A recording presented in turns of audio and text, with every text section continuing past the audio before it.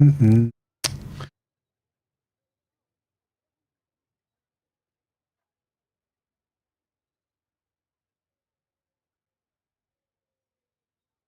Let's do the entitled people. You can't arrest me when they're going to be here in 5 minutes. Watch me? Are you an adult? You want to watch? Can you please stop? Want to watch? Last chance. Stop. You want to watch? I'm coming down. My car's back down. On November 2nd, 2021, an officer observed 2 cars parked illegally, one without a tag.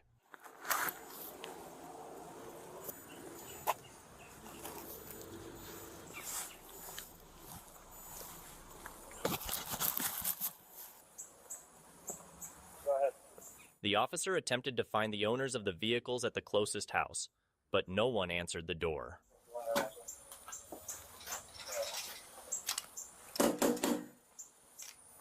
I need 2 1070s here. Signal 91. 65 or 28 for the second one. Howdy. How do? I don't know if there's someone in the house or not, but they won't come to the door. So this might get them out. They're both illegally parked and a hazard, so I got the BMW done right now, so you can take that one first.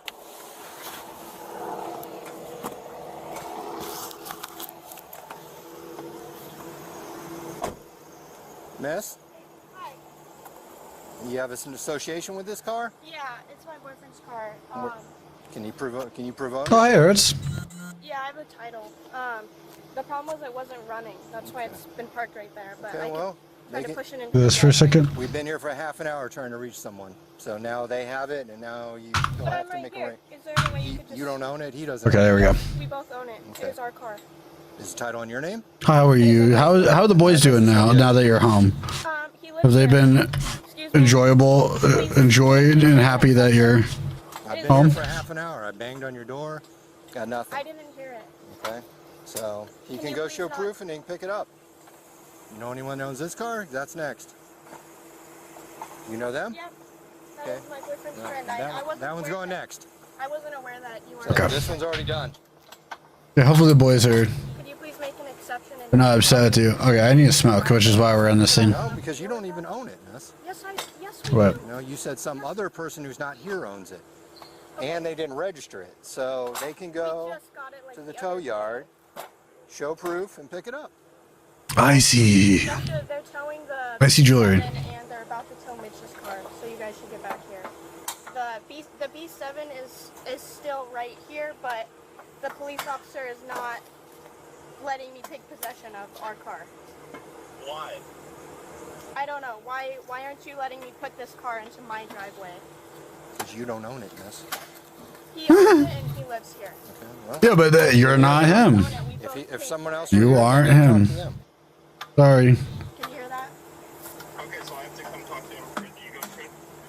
It's insane. I guess so. There's a huge fight in the spirit. You know what though? That's what like distance makes a heart grow fonder. You know. They're towing... Oh, my coasters. Oh, They're taking the B7 Oh, shit. now. Like it's loaded up on the thing. He I didn't know you got me anything. into our driveway. I had to show you the fanny pack and bag I got yesterday. Get this going. Get it out of here. He's saying, Go, go, go. want me to go? Go.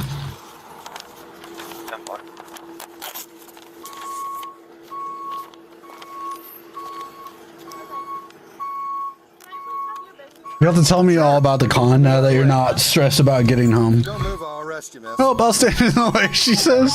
They're going to be here in 5 minutes. Move or The you'll be tow- arrested, The tow miss. company can wait 5 minutes. You're not the owner. I'm gonna count to 3, They're miss. going to be here in 5 minutes. You're gonna be arrested if you don't move.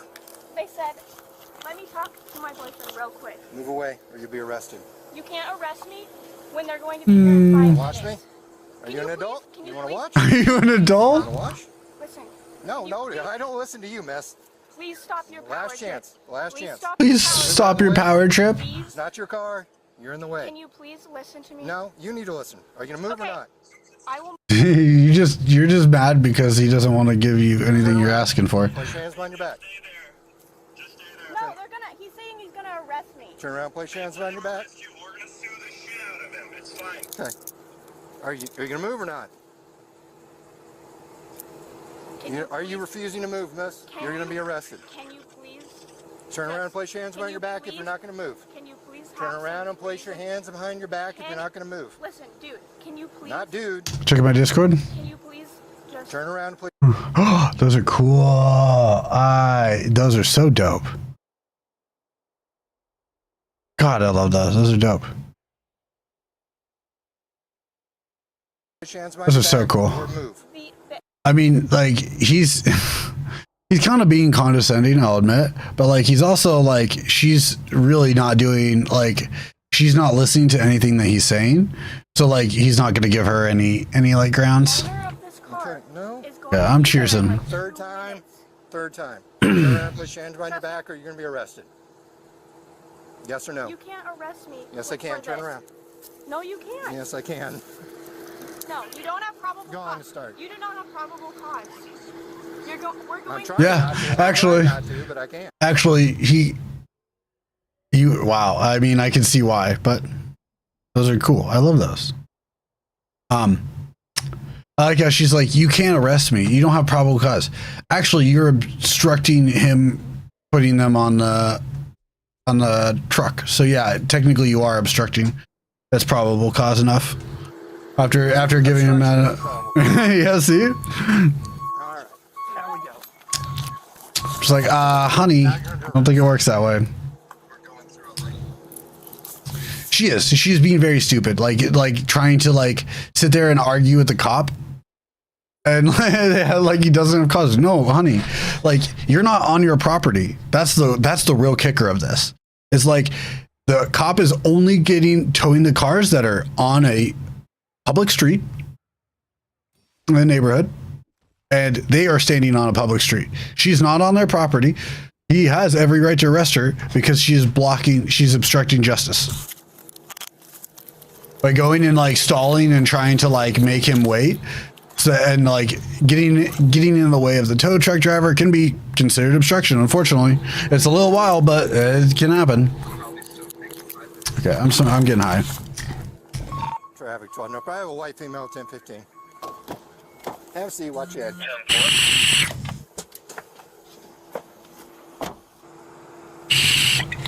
I had to wait until I got done with my work stuff.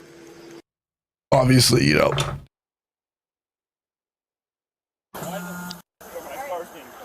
Why the are my cars being towed? I'm not calming down. My car's back. I'm not calming the fuck down. Well, that's not gonna work in your favor, buddy. Zero warning, zero anything. You're arresting my girlfriend for parked car. What the is going on? What the fuck is going on? Started out, you pulling up like this? Hold on. Can we watch him slam this dude? Oh my god. I watched this guy's interaction when he pulls up is why I was like, oh man, this is good. Watch out. Here. Wait for it. I'm not calming the fuck down. He does like a full body, like, and he doesn't even like slam it that hard or fast. He just is dramatic about it. Zero warning, zero anything. You're arresting my girlfriend for parked car. What the is going on? I just got here. Okay, so explain. Last quarter, started out, you pulling up like this and being hot I was over a doing the car? speed limit. I'm not doing anything illegal. I'm not doing anything hotter than you guys are doing right now. I just got here. Boo boo. What's going on your side? I show up to all my cars being towed away. No. Someone being arrested. Are they in the roadway? No, they were parked here. Sir, can you help me understand what's going on here? Well, now that if this is your vehicle Yes. and you can prove ownership, now you'll have to pay the release fee. No. That's and I mean now this guy is a bystander. The guy that is talking to the officer now is just a bystander that his car was parked in front of their house as well. I believe it was like probably a buddy, but like, well, you should have got him there soon. He should have got there sooner. Like, I don't know how many people know this, but it's kind of a known thing that if your car is getting towed whether it's by the cops, whether it's by a repo company, whether it's by you calling. Either way, once that car starts going up on the truck, like the truck starts lifting it up and it's locked in, like they lock the wheels in and everything, you have to pay a fee to get it down. Like that's just how they work. It's really fucking annoying. It's shitty at times, but like that's how they operate.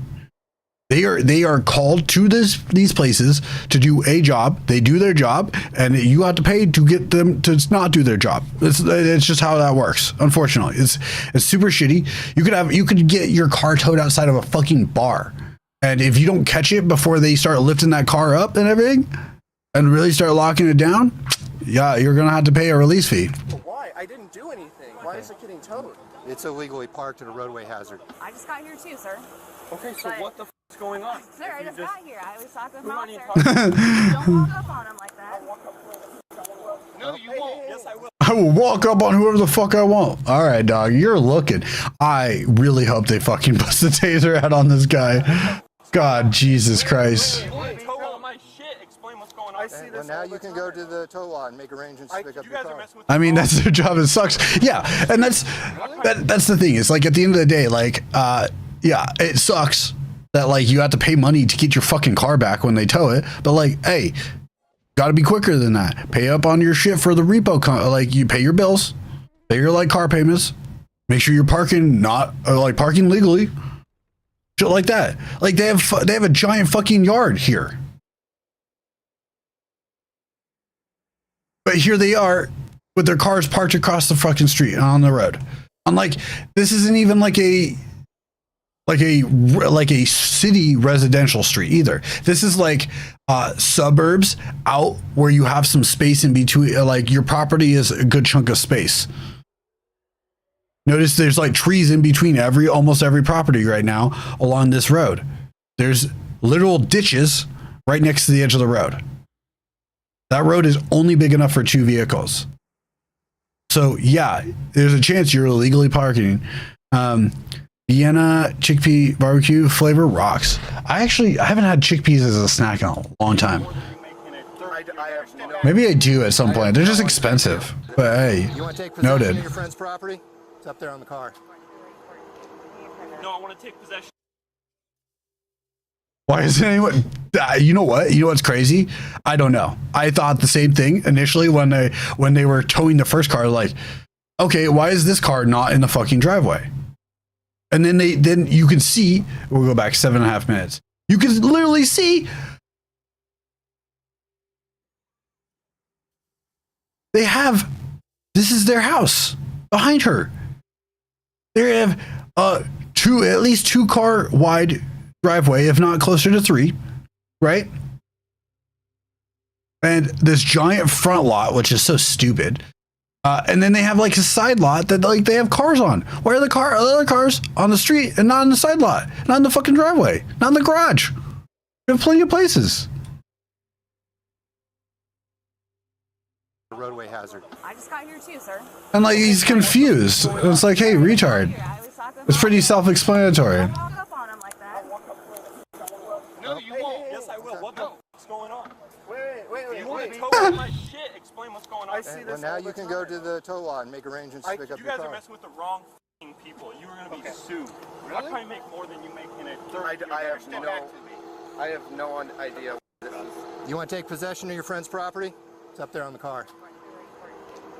No, I want to take possession of my shit. You don't that was want to take parked in my possession of front it? yard. What's illegal about being parked in the fire? Explain You're not that going law to to me. take possession of that? Explain the law to me. You're What not is going to take illegal? possession of that? The car, there's not a parking spot. How many cars does this guy own? You know what? And judging based on like the way he's dressed and everything, he's either a mechanic or a like construction or laborer.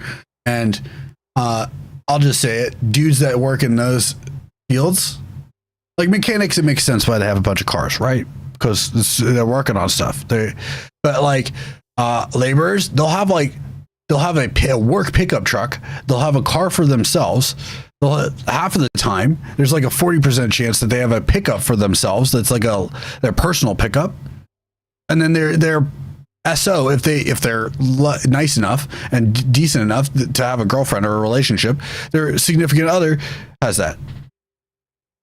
Yeah, like that's what I don't. He's acting like this on a public street to these public workers. Like they're officers, but they work for the city. Like they don't work for you, homie. Property, then we'll have to They put it on. protect you, but they don't serve you. Like quite literally. Questions. You're just taking my shit. Sir, I just got here to search someone. So I don't know if I don't know what's going on. So probably bringing her out now with him. No, I'm not gonna regret it right now. But that'll just aggravate things. Yeah. So I want to try to find out what she wants to do with the property. Am I being ignored? I'm getting straight ignored. Doug, they're doing their job. They're trying to figure shit out. Yeah, a daily driver, a show car, a truck for hauling shit. Yeah, and then that's not even including like the most times the car or cars that their significant other has, and then the kids if they have kids. Which this guy looks. I hope he doesn't have fucking kids. Holy shit! I feel bad for his girlfriend. Like, but like, I mean, she's equally as stupid. One, because she's dating him, and two, we just saw how she couldn't like just listen to the cops. No one's answering any We're gonna questions. take one car. No one needs to right now because they're doing shit. Done I bullying am us? talking to my partner, figuring what's Okay, you're going on parked in my now. front yard, so what do Are you you want to done bullying us? You just took my car for no reason. This is not helping you guys. I don't, just shut the f up, please. Just, what are we doing here? You Stop guys, asking questions. you guys done then? Can you get the f out of here? No. We're on. And then he tells the female officer to shut the fuck up. Notice he doesn't say that to the male officer. Just saying. Just saying. I'll play that card. Okay, just shut So was my car. Oh, let's tow this shit. Is it, oh, it's registered. No one has What do any you mean, logical My answer. girlfriend now. Yeah, yeah. His girlfriend, the girlfriend is really fucking stupid. Ignored. Yeah, because Hey, don't worry. We're gonna sue. you know, like the crazy part is like, hey, here's the crazy thought. These officers are fucking humans. So like, yeah, if you're a fucking annoying piece of shit to them, yeah, they're going to ignore you for a second while they're actually doing their job.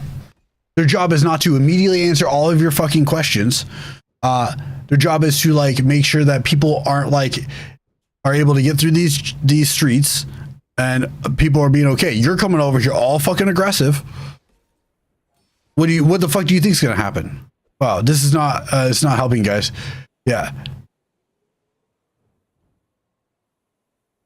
Yeah, she was literally talking to her partner and he decided to like make it a big deal about being ignored, and then when she like said something, he like told her to shut the fuck up. It's just so stupid. The property here is yours. The house is yours. And the vehicle is yours too.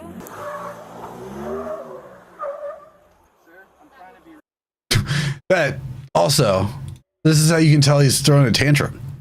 Yeah, by the way, the theme for today's body cams while we wait for court to start is just people throwing tantrums. It's just adults throwing temper tantrums. Okay. I've already answered your question. If you're the owner of that car, you can go pick it up at Talon Towing, which is off Pan American. I'll give you the phone number for it if you want. Give me the phone number. You can go with proof of ownership and pick your vehicle up. How am I supposed to go there without my vehicle? Get a ride? Phone and eyeglasses. I don't know, dum dum. You or do you want to go with? Is this Justin? Chester? I guess she wants you to have her phone and whatever's on the top there.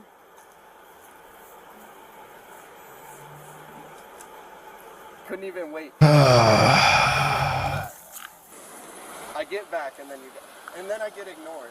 You guys are Just wait. sure the community's extra safe. I looked through the transcripts a little bit. Can you give the title to Chester as well? Yeah, you want to step out real quick? Title's in the waistband of my leggings. Oh, I guess it's not. I thought it was. This is for the. Girl, I'm sorry. There's no fucking way that you had the title in your waistband, because you would have literally brought that up at any point. Literally any point you were talking to the officer. Yeah, literally Uber, Lyft, another friend, your mom, your dad, your sister, your brother, your aunt, your grandma, your grandpa, your coworkers, any of them. I was holding the title, so. Someone's got a car. Hi, Bobo. How are you, buddy? We're just playing some bizarre watching body cam. Yeah. Do you have anything else done? Watching grown adults throw temper tantrums. Get a While we wait for court to start. How's the day going? Sorry. Spread your feet apart. Not my first rodeo. I'd be jealous too if I made my yearly salary.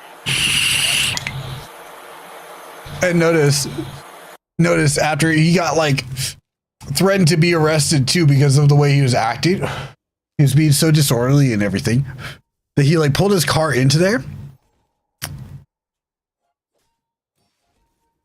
Well, no, you would think that like that would be something that is probably in the car or in the house. But like notice he's standing in his fucking driveway here talking shit about yearly salaries as he's like in his driveway.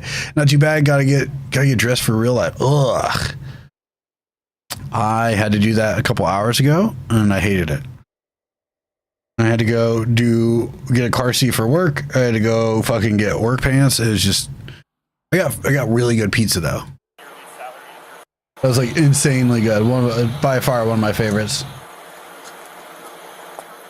Hands down. You made a statement. Do you have a question? I have a million questions. You guys won't answer them. You answer them with the vaguest, dumbest, like, I don't know what's going on, and that's because you guys won't explain it to me. I'm trying to be reasonable. The car was towed. We were called here Oh, for a reason. What's the reason? I wasn't dispatched. I came as a backup. Dude, you know what? Now that I think about it, them saying that they got a call to go over here makes a lot of sense. Mostly because I wonder if it was a neighbor that did that. You know, he's not doing anything to help his girlfriend. Yeah, he really is. He's doing like the opposite. The girlfriend was actually trying to help him, like not get his fucking car towed. Like she called him. She tried to like reason with the officers. She even got arrested because she was trying to stop them. What does this man do? Throw a fit the entire time he's here. The entire time. And like not even understand. I fucked up. Not even understanding where he's being fucking stupid at. Because I think I definitely fucked up. I'm a backup officer. That's why I'm here. You just got hit, so you don't know. Please step back. I'm Thank you. respectful. Oh, Thank you. Dude, you don't have to do shit. You don't have to step back for shit. Well, they shoot, so. Dude, I'm sorry. Hold on. I have to make sure I heard that right. That was very quick of him to say. Shit, you don't have to step back for shit. Well, they shoot, so. I shoot too. Okay, I did hear that right. And then he pulls up his pants like he means business. He's pulling up his big boy britches. Oh buddy, watch out. He's got his big boy britches on. He's got to pull them up. They're a little too big for him, you know? That's how you know. His big boy britches are a little too big for him. He's got to pull them up. Show he means business. I really wasn't doing. All I was doing was asking this officer to wait 2 more minutes for him to show up, and then he's just slamming against the car.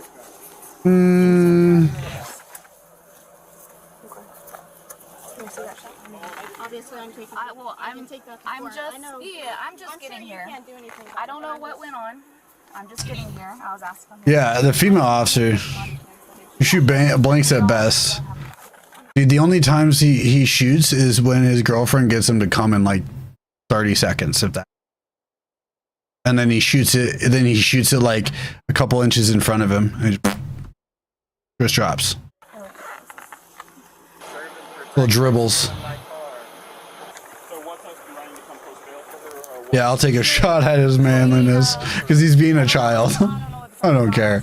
For a female search. Okay. She's been taken to the Sarasota County Jail. Do you know how far the bar is? For Talon, it's on Pan Am. Are you familiar with Northport? I'm like pretty new to this area. Talon Towing, 10 Talon. miles from here? Yeah, that's not far. Shut the f up. We're not talking to you. Shut the fuck up. Talon Towing. Not trying to have an attitude as you take all my okay. shit. Yeah. You Not trying to have an attitude while you take all of my shit. Closed. Yeah, that's the only time he can actually finish. You're right. That is a good observation, Hertz. I'll give you. I may have when she was twisting around. I don't see him down here. Oh, the sunglasses. Top of the grass, and they got I buried. think that's what he said. It was sunglasses, right? Was that what they're looking for? Off the property. Off the property. he's standing.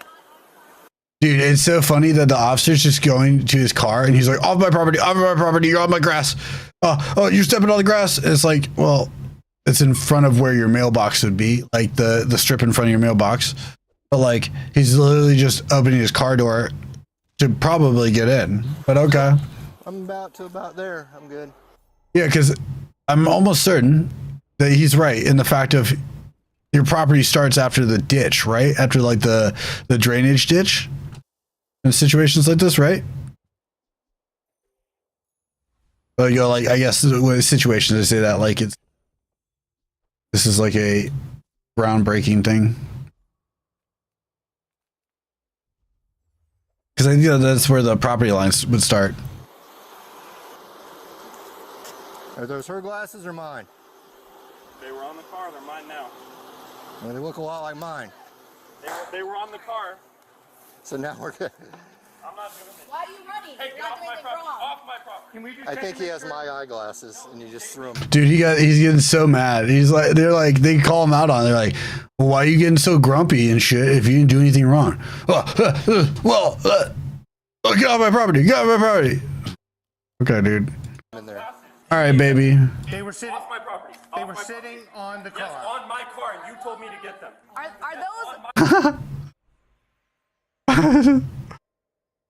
those? Three-car garage, 3 cars on the side, none in the garage. Yeah, that's a dumb situation. And he's just being a child. He's just finding a reason to be upset. Do you want to be charged with theft, Chester? Okay, fine. You want your glasses? Yeah. After you Fine. You can have your stupid glasses back. charged with criminal mischief. Fine. Have your stupid glasses back. I didn't want them anyway. You threw them in here somewhere.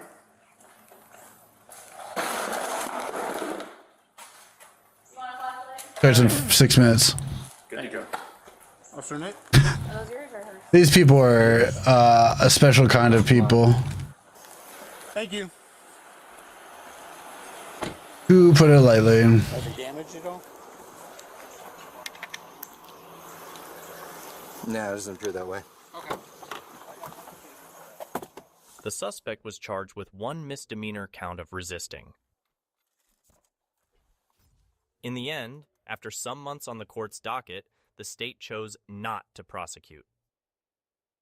So it didn't even do nothing. Okay. All right, now I have a twofer. There's not very many times. You know what? Actually, we'll just wait. We'll do the twofer after court stuff. Do it like on our lunch break or something.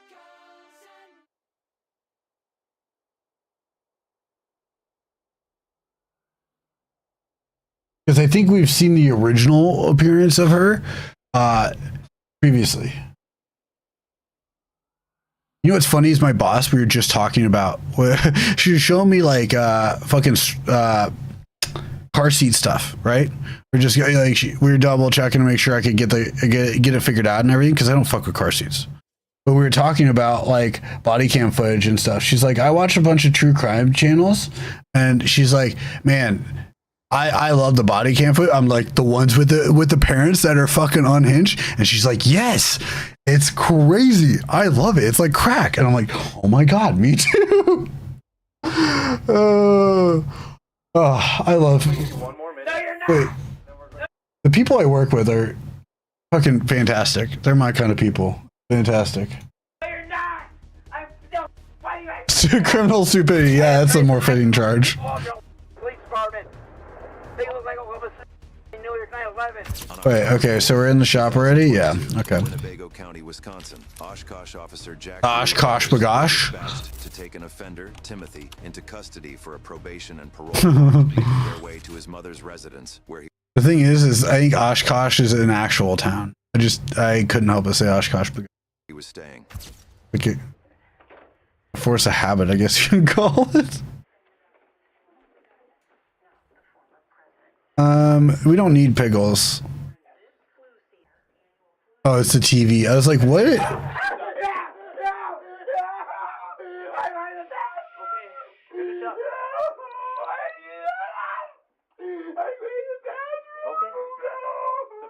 For the record, I have not watched this. Let's see. What's the court looking like?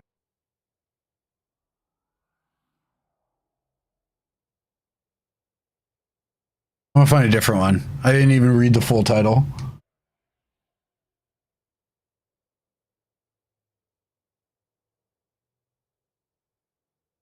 Entitled Karen kicks an off. Okay, I think we can do that. I'll keep an eye on, keep the sound on.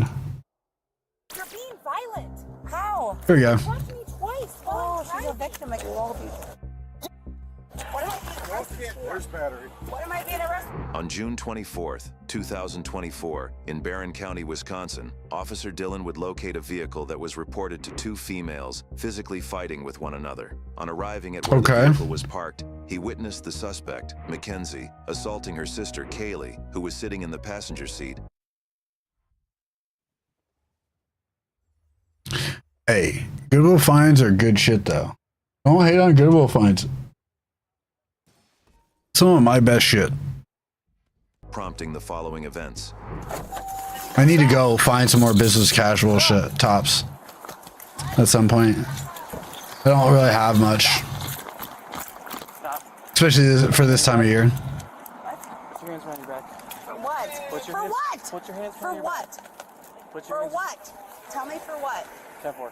Put your hands behind your back. For what? Because you're not cooperating. Tell me what? Because you're not For. cooperating. Don't touch me. You can't touch me. Put your hands on your back. For what? Give me your hand. What? Give me your hand. For what? Tell me what? Give me.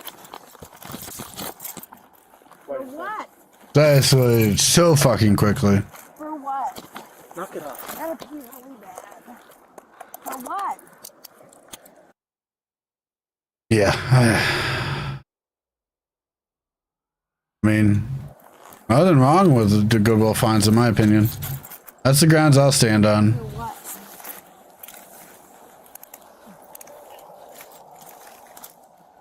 Give me your other hand. For what? Okay, Lori's entered the courtroom. What are you coming at me for? All right, all right. I thought you were coming at me for. Because you got. I literally watched For you what? punch her. Tell me. I watched you punch your pastor in the face. I did not punch it. Put it in the face. That's my sister. It's my sister. Give me your other hand. For what? Give me your other hand. For what? Value Village fine. A pair of pants that made it Give me your other hand. made it to the sales floor. Made it to the sales floor. It was ripped / cut all the way down one side and fucking safety pinned together. Oh, dude, that's a rough one. Those are rough because those made it to the fucking sales floor. Like it's like no, that means that nobody fucking knows. It says either they were not paying attention for their job or they were really just trying to get rid of it. Either way, that'd be really fucking annoying and aggravating. This guy's arresting me for what? Give me your other hand. For what? Give me your other hand. Yeah, he's not even telling me what I'm under arrest for. Give me your other hand. What did I do? Honestly, though, it could be a fashion statement. It was hidden. It was cut clear through the waistband. Oh my god, that's crazy. That's fucking nuts. What did I do? What am I under arrest for? Don't get here. I mean, I'll agree with Hearts on the ground. So that is a fashion statement, but still not fun. Tell me why first. Tell me why first. Why? Why? Why? For what? Give me your hands. No, talk to me. Talk to me. No, we're past talking, lady. Anything.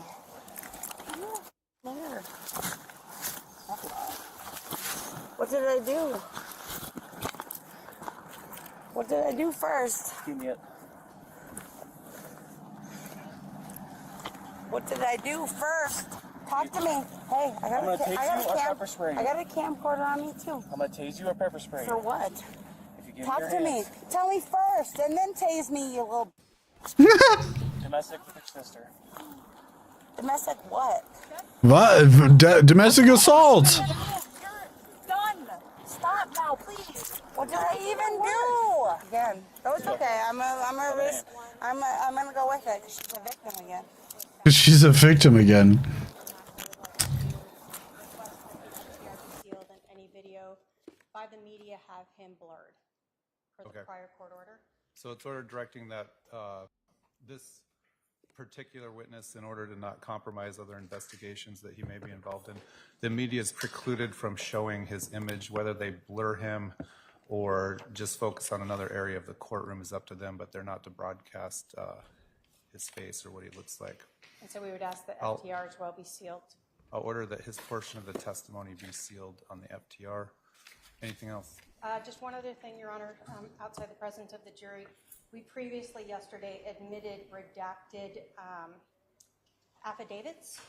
For appellate purposes, I'm just going to ask to admit Exhibit 161, 163, and 168, which are the full actual affidavits, unredacted, just for appellate purposes only. Numbers again, 161 through 163? Sorry, 161, 163, and 168. All right, 161, 163, 168 are admitted for the record. They're not to go back to the jury. Thank you. Anything from the defense before we get the jury in? Yeah. This is hype. Include the letter from Tammy Lachik that she's unavailable Yes, to testify to. I'm super excited for this. Actually, I hate that I'm excited for this because it's a Lori Daybell trial, but like this is why the Lori Daybell trials are good and like worth reeling in on, is because there are some really good like it's really funny the fact that like yesterday they had talked about, or so far in court they brought up like how Alex Cox was literally looking up like ballistics calculators, ballistic calculators on a burner phone that was connected to his personal Gmail. That's so stupid and so funny to me.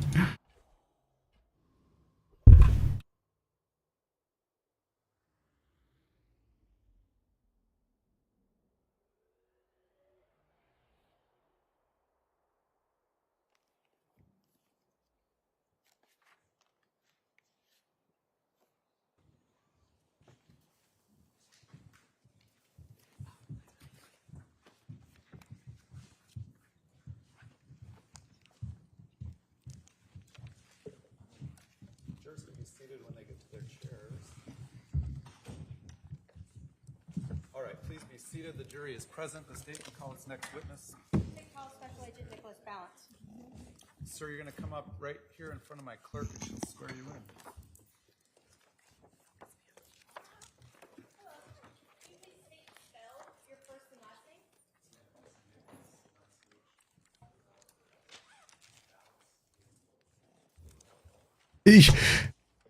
Yeah, I know. That's what really made me like kind of threw me through a loop, and also made me laugh really hard yesterday. Was the fact that like they had such damning evidence for Alex, although Alex unfortunately is dead. Like he's been dead before these trials. So it's very funny to me to see this whole like incriminating stuff. Yes, my name is Nicholas Balance. Last name is spelled Ballance, and I'm a special agent with the Federal Bureau of Investigation. How long have you worked with the Federal Bureau of Investigations? Like June of 2016. What are the reason that the UC is interesting in this is because of all the Lori stuff. Because Lori is like under, I think, 2 different conspiracy charges for different murders. Like 2 completely different murders. This is their second conspiracy a special agent with the FBI. Did you have other law enforcement experience? for murder. I did. I served as a deputy U.S. Marshal for 9 years prior to working for the So this is really interesting that UC is brought into this with all of this going on, or that has gone on. With the FBI, have you been serving as a cast field asset? Yes. So I'm a member of what's called the Cellular Analysis Survey Team, or CAST for short. And it's a specialty that utilizes cellular records as a part of investigations, trying to determine where a phone Yeah, was. I thought the same thing. I was like, oh yeah, so you're just or you're not gonna make them mute on him spelling out his name? I've been certified Yeah. since October of 2019. I think it's because like You were working for the U.S. Marshals. Did the you name do could any probably not be as directed, but it's still kind of fucking stupid when he works for like the FBI. I think Period of time with my career with Marshall this doesn't Service. really do a whole lot of So I good. was able to use cell phone records to aid in locating fugitives successfully on several hundred occasions. Can you tell us the education or training that you have to become a? I don't know how to explain it. Yeah, so for the FBI with CAST, It doesn't make it sense starts to an me. application process where you would express interest in getting into the program, and then there's multiple trainings that you would go through before you're considered certified. It would start with our basic course, which is a 2-day course. During that course, you're looking at cellular theory and discussing the different cellular providers that Okay, so we have a problem. and looking at records and putting those records onto a map. If you complete that successfully, you would go to our advanced course. In the advanced course, it's a little bit more in depth than basic, talking about some of the same topics, but you're also provided practical tests that you have to turn in, and then those tests are graded. Never mind. Conclusion of the Problem advanced solved. course, if you complete that successfully, you would go on to our what's called SIRA. It's a 3-day course, or was when I went through it, and it's our critical incident readiness exercise. So as a part of that training, there's no instruction. You're just presented with problems and practical scenarios that you would have to go through, map out records, and reach a conclusion. And it's supposed to simulate like a command post style environment where you're getting information rapidly as a part of the training in a short duration. If you complete that course, you would go to our 4-week certification, and that is extensive classroom lecture that includes radio frequency professors that are teaching about in the field of radio frequency. We also get instruction from the major providers in the United States for the cellular industry, to include their engineers as well as their subpoena compliance personnel. We'll probably get rid of Bushel On here top soon. of that, we For have work a too. practical exercise that's assigned to us that we have to work from beginning to end, that culminates into testifying at the end and presenting a report and being challenged on that report, both by prosecution and defense, that are simulated role players. At the conclusion of all of Ooh, that, RPing? we're considered certified. Ooh, they're doing RP. Let's go. Online, GTA. Education types of trainings to remain active as a cast member. Yes, so we have to complete a certain number of record analysis during that each year. And on top of that, we have a one-week certification conference that we attend each year that includes updates from the major providers in the cellular industry, as well as updates when it comes to the field of cellular technology from radio frequency engineers. And that's each year that you're in the program. Okay. Have you previously testified as an expert in the area of cellular analysis? Yes, ma'am, I have. And as a cast member? Yes.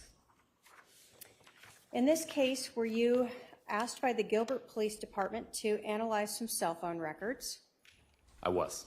Were you provided with cell phone records for a Lori Vallow for a 480, 489, 4652? Yes, ma'am, I was. Were you provided with cell phone records for Boost golf clubs? Cox for the phone number 480-351-9120? They're getting sloppy already this Were you morning. provided with track phone records for Like court cell phone TV person. from a Walmart in Idaho Falls, Idaho? Court TV, right? Oh, this is Law and Crime. 05998. Oh, For that one, I was from Track Whatever. as well as from Verizon. we probably find their actual To live stream include or analyze from the local channel. historical location data associated with a Google account, homerjmaximus@gmail.com. Yes, ma'am, I was. Can you tell us what is historical location data? Yeah, so Google offers a range of services with their products, and one of those being location history.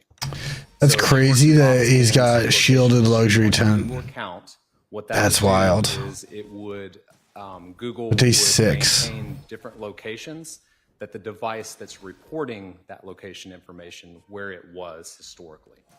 So if the user has that active, It would depend on the specific. Was that to scale, I guess?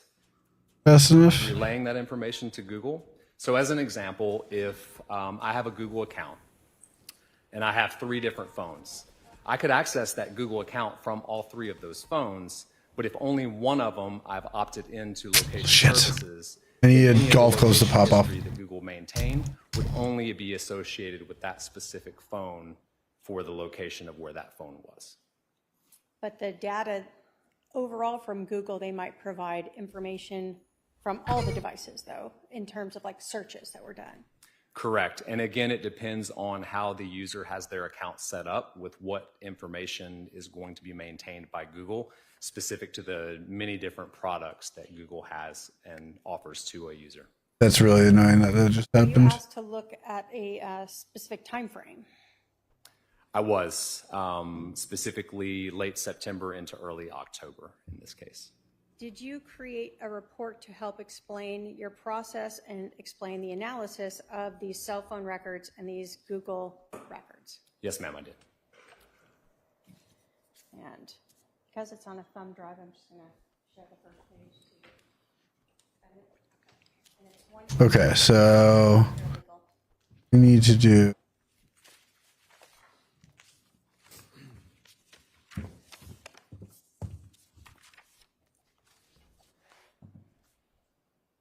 Does that look like your report that you created in response to the request by Gilbert Police Department? Yes, ma'am, it does. State will move to admit Exhibit 189.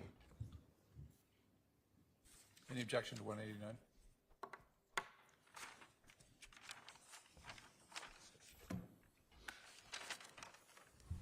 All right, 189 is admitted. If I may publish. We'll do this. I think boosting that will be a little bit better. We probably could have done bushel and that would have been smarter.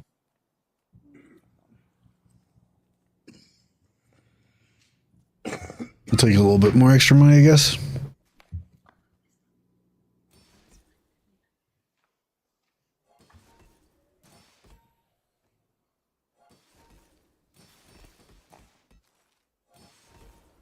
So starting on the first page of your report here, what did you include here for us to understand as part of your analysis and review of devices and phones? So this is basically the cover sheet that I would put on all my reports, and it's showing the specific accounts that I did analysis for. So in this case, the 3 telephone numbers are listed at the top, one ending 4652, one ending 9120, and one ending 5998. Additionally, in this case, since I analyzed Google location history, the account that Google location history was associated with is listed. That's the homerjmaximus@gmail.com. The specific dates that I conducted analysis for, which in this case were September 25th, 2019 through October 3rd of 2019. The date that I completed my report. Come on, give me a freeze scale. With the report with the FBI. That'll work. And my name. Feel my shield. You provided these records that from the Gilbert Police Department for these cell phone numbers. Did that include information like subscriber information? It did, yes, ma'am. So the 480, 489, 4652, when you reviewed those cell phone records from Verizon, did that show subscriber of Lori Vallow? So it did not. It was subscribed through TrackPhone. So the name was not Lori Vallow, but there was an email address on the subscriber sheet associated with her. Okay. Okay, so 138. 3519120. Was that as of did you receive the Verizon or the TrackPhone records? I did, and that was subscribed to Alex Cox. Okay. And the 304-960-5998, was that Verizon or TrackPhone? So it was subscribed through TrackPhone. When we're talking about TrackPhone and Verizon, and you talked about sort of major companies, how do those all interrelate? Yeah, so when you're looking at cellular providers, you have 2 different categories looking at kind of from a wide perspective. You have companies that have infrastructure, like cellular towers that they maintain throughout the region that they provide service to. So Verizon is one of those companies. They have cell phone towers throughout the United States. When you're talking about TracFone, they're a mobile virtual network operator, which basically means that they don't have cell phone towers, so they have to lease space with another network in order to provide service to their customers. So TracFone specifically in this instance was utilizing Verizon, for the number ending 5998 to provide service to that customer. Okay. And the Google records that you were provided for the Homer J. Maximus at gmail.com, did that provide subscriber information? It did, and that was associated with Alex Cox. And they just shield more. The second page of your report, what is this telling us about? What is this? Your analysis, an explanation. Yeah, this is basically just explaining the methodology of how I created. No, this is gonna work in our favor though. The process that goes into place in order to. We'll see, because they're doing more burn. Like Verizon. So that could work in our favor, I suppose. Again, the regen is what's gonna get me, I think. No, we'll be okay. The third page here, one of the Barely, but we'll. Oh no! Oh no! Universal time. When you are looking at most or all of these cell phone records, were you provided the times in universal time, UTC time? Yeah, so depending on the provider or the company that's providing records, kind of the biggest difference that you'll see in the different records types is a lot of them will provide records in different time formats. So specific to Google, they provide their records in what's called UTC time. And so that's just a time standard to where if you wanted to do the conversion and see what time that was in the area where you're at, you would have to do a conversion depending on what location you were in order to get it into the local time. So when you were mapping these cell phone records and these Google let's try this out. Device records, were you converting them for the purpose of your report into the local time, either Arizona or Idaho? Yes, ma'am, that's correct.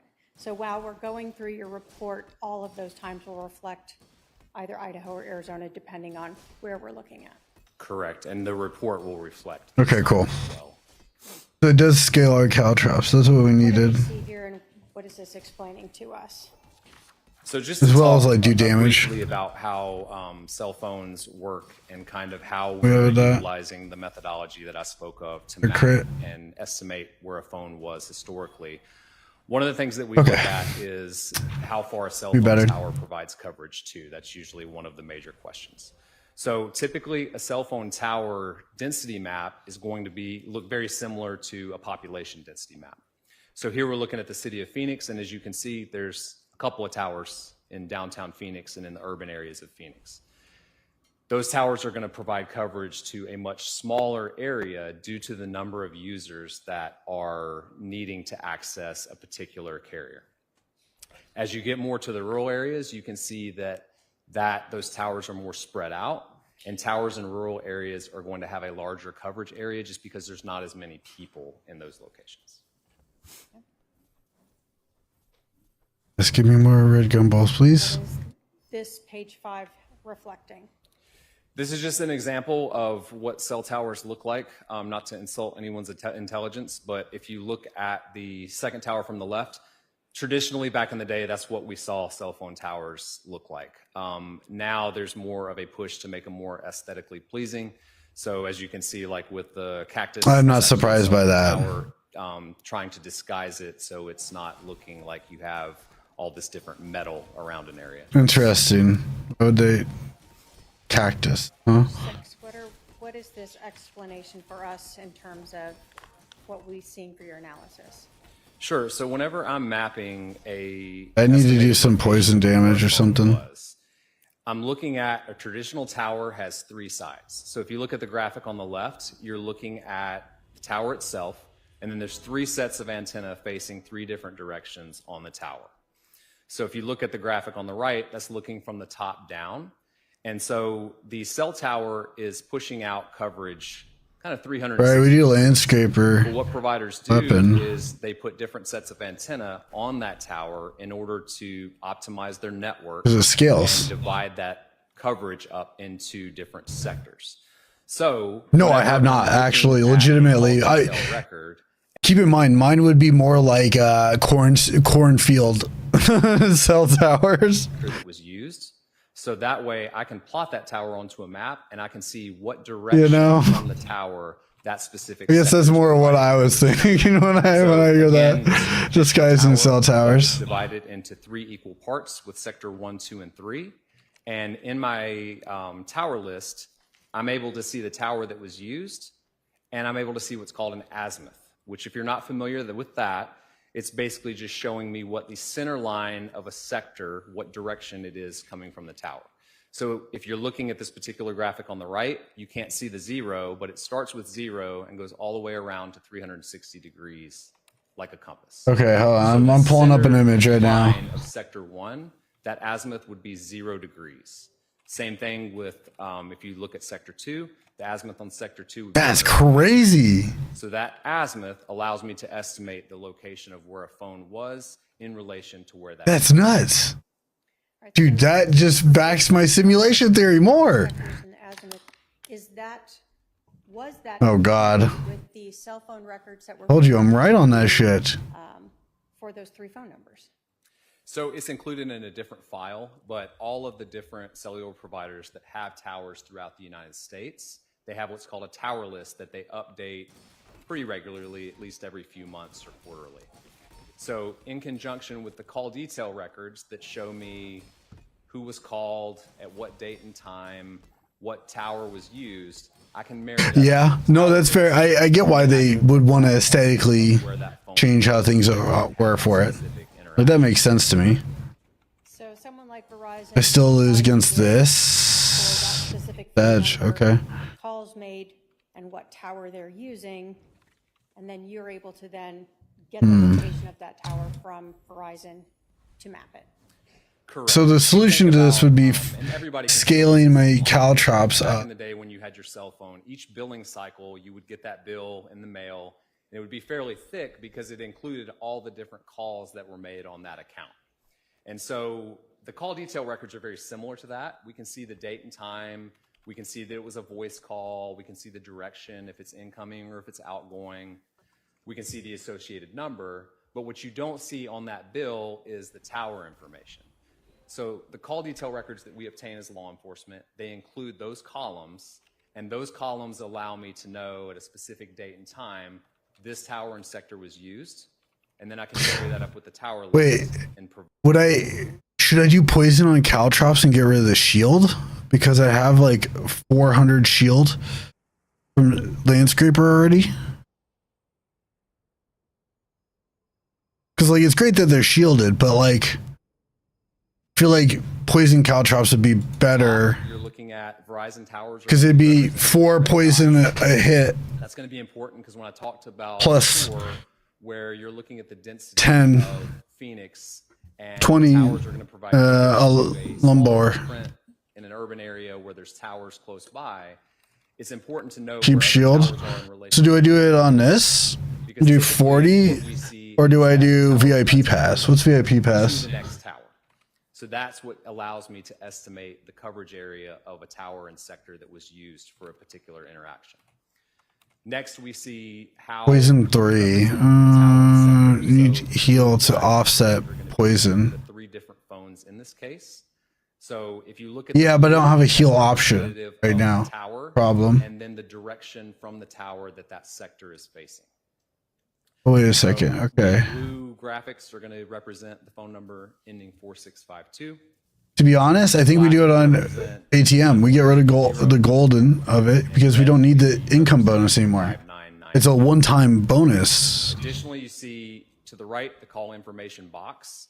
So whenever a phone has an interaction, you have that line in a call detail record, just like I talked about on the phone bill.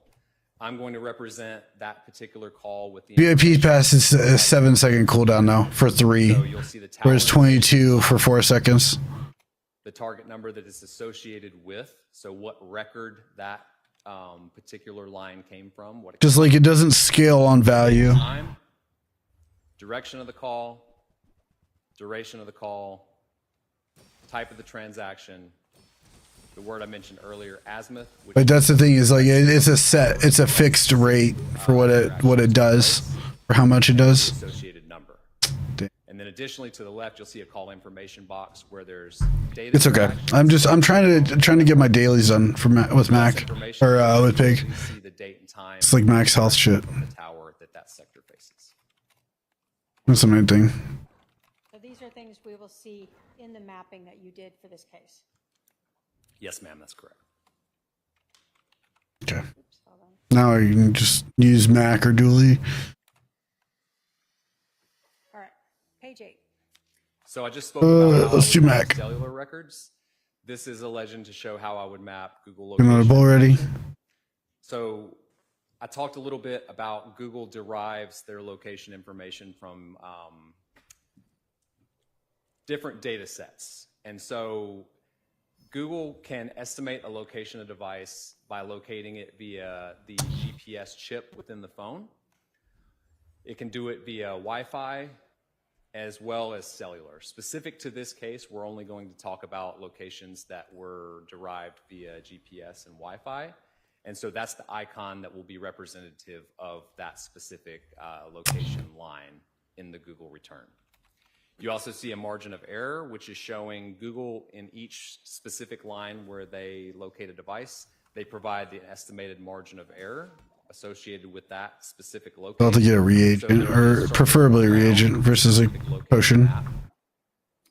And then also, depending on if it's only the next shop. You'll see the information box with the specific date and time.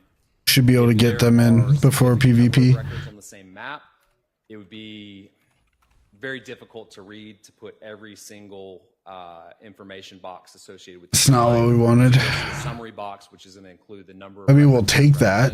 As well or as the margin of error associated with each record and where it was sourced from.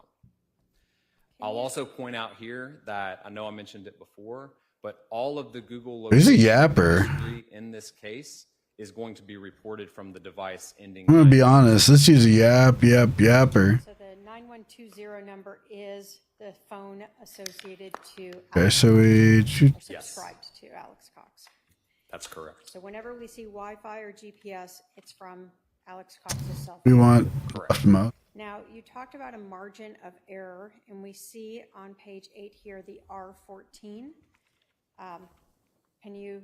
Okay, this is actually good. Yeah, so if I were to map a latitude and longitude that Google provided onto a map, they also provide the margin of error. So I would place that icon on the map, and then I would look at the margin of error column. So it's represented by R and then a number, and that 14 there, that means 14-meter radius from that mark on the map. Okay, that worked out really well for us. 14 meters, and then draw the circle around at that 14-meter radius. That's the margin of error that they're reporting. So does Wow, that's kind of not that big. I thought it would be bigger than that for margin of error. And there's a margin of error of 3 meters, that the phone could be anywhere within a 3-meter diameter of the spot. Yes, and that's how we're reporting it, so that's how we're mapping it. That's crazy. The circle that's shaded, is that your depiction of the margin of error that was provided by TracFone or by Verizon? So that's the margin of error provided by Google. Google, sorry. Oh yeah, and I would imagine honestly Google would probably be more accurate. So again, we will see those icons. Mostly because it's probably a bigger company than like Verizon and that. That have a little bit more at their disposal. Yes, that's correct. What do we see here in this legend? So these were addresses that the investigative team provided to me that were of significance to this investigation. And so it's got the address associated with each one, but when I represent them on the map, it's going to be utilizing the icons to the left. So you had Brandon Boudreaux's address, 3875 East Phelps Street in Gilbert, Arizona, as one of the places for you to have a point of interest? Yes, ma'am, correct. And then 2 different units at 565. Yeah, that would make sense. This is their own satellites. Yeah, Apartment 10. I wouldn't be surprised at all by that. And a cell self-storage plus. I guess that's what the crazy thought for me is. And then a Like, Walmart at Idaho Falls. that's where that pathing goes, is that like Google would have better resources, aka like satellites, their own satellites, to like pinpoint better. Just as like a thought because of like money and resources. Map. Can you tell us what we're seeing here and explain everything? Yeah, so these maps are just laying out where the locations of interest were that was provided by the investigative team. And so whenever I have like this is zoomed out a decent ways to incorporate both the address I feel like they would to some degree, right? to the side that's basically showing a zoomed in At this point, apartment complex that includes the addresses for Alex Cox and Lori Vallow's apartments. All right, so the Idaho Falls WM at the bottom is that Walmart. Or are they relying on cell companies, satellites to like use location for phones? Is this just a closer up single page of that? Yes, ma'am, it is. Because like Google has their own phones too.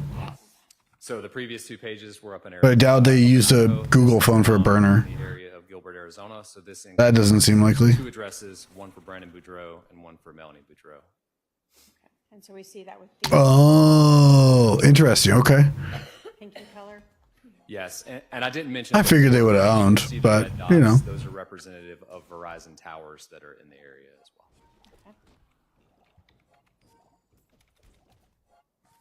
So when we get to page 13,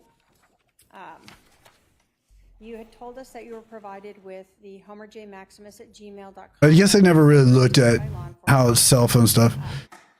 Did those No, looks like Google records show that the records were oh, okay. number? Interesting. Yes, so that's a mobile equipment identifier. In the case of Google, this is Maybe one of these days we look into that kind of stuff. international mobile equipment 'Cause identifier. I'm not versed in that. From it seems like now looking at it. It's associated with the hardware itself of the cell phone.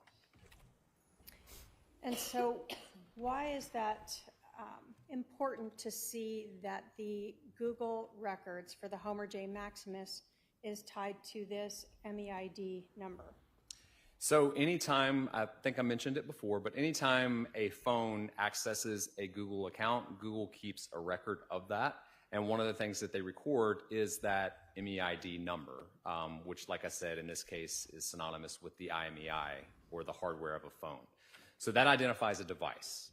Okay. So what I can do with that number is I can then take that to different cellular providers And see which ones used it. Has ever shown up on their network and whether they can associate that number to an actual. Oh, cool.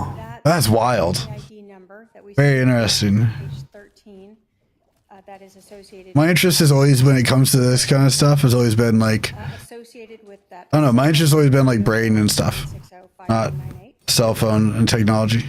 And did you determine, or were you able to review records to see when that association occurred? Yeah, so if you go to the next page of the report, I don't even use my phone that much. that we received from Most I do is for work. and it shows that the, again, IMEI is associated with the 304-960-5998, and they list an effective date of September 27th, 2019. And just going back at the bottom of this information, we saw a registration time and a first data connection time. What is that? So that's showing when that device accessed the Google account for the first time. And we see also the September 26th, 2019 at 7:58, which would be again in UTC time. So to get to either Idaho or Arizona, you would have to subtract 6 to 7 hours to get to. Big Brother is everywhere. You're true. Not wrong on that one. So that I knew. You know. Clear that we understand. What we're seeing now is That I knew. Maximus@gmail.com records from Google. The Wi-Fi and the GPS data are always going You know what? Let's see what this will turn into. I don't know what ICE. Yes, ma'am. Correct. But in the Google records that now has been associated to that 304-960-5998. Yes, and as I mentioned earlier, you can have multiple phones that access your Google account, but unless you have location history turned on every single one of those phones, Google is not going to record the location history associated with those phones. It's only going to record it on the device that you specifically turn that location history on. Okay. So when we get to page 15 here, Does that mean that he enabled it at some point? these records. Like a dum-dum? So whenever you have a phone that is, like in this instance, purchased through TrackPhone, but utilizing the Verizon network, there's two different places that law enforcement has to go to get the complete set of records. So we would have to go to Verizon in order to see the call detail records and what towers are being utilized by that phone. But the point of purchase and subscriber information, we would need to go to TrackPhone. So specifically, this is the point of purchase information from TrackPhone associated with the number ending 5958. So this tells us that this 5958 track phone was purchased at a Walmart at Idaho Falls, Idaho. Yes, correct. And when does it show that? No, I know that. My bad. I assumed that if someone's gonna go and actively because the assumption is that they planned to kill Melanie's Brandon Boudreaux. And so my assumption would be is that you would go and opt out of location on everything. When you go to do you're gonna go do a crime. But that's just me. And I also don't turn on location on anything unless I absolutely have to use it. I'm not even joking. I'll decline every single time. I don't want my location other than for maps. That's it. What this record represents, Google location history associated with the homerjmaximus@gmail.com account. And then basically I'm putting the bookends of the times at the top. So these records are from September 25th, 2019, starting at 7:07 p.m. and continuing through 7:16. I know, I disabled it. There's 6 of them.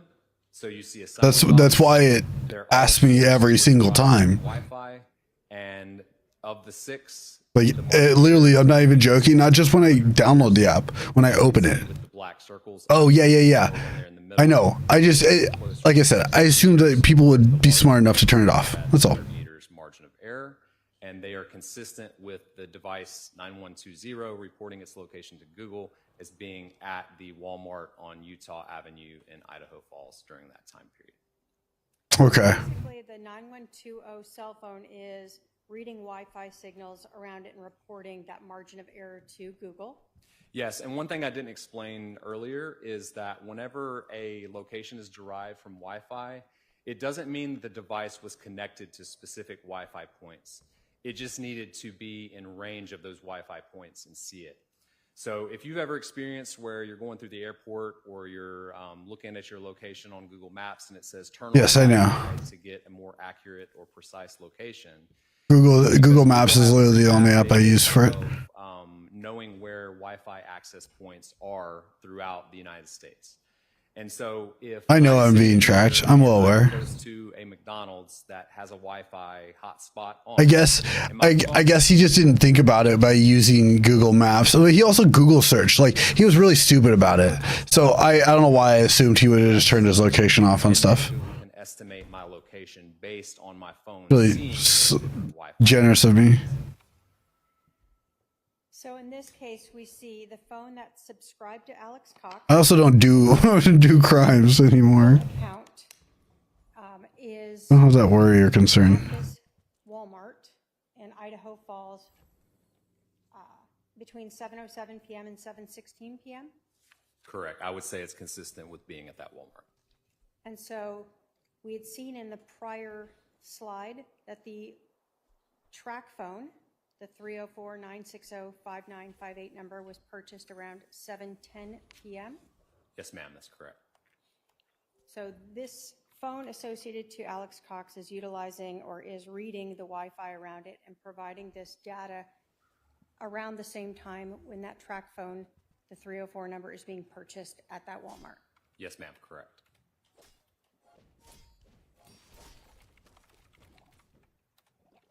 Okay. What does this next map show us page 17. Dude, they just get more and more quiet. I'll speak a little bit more thoroughly on this one since it's the first time I'm showing a tower and sector being represented on my report.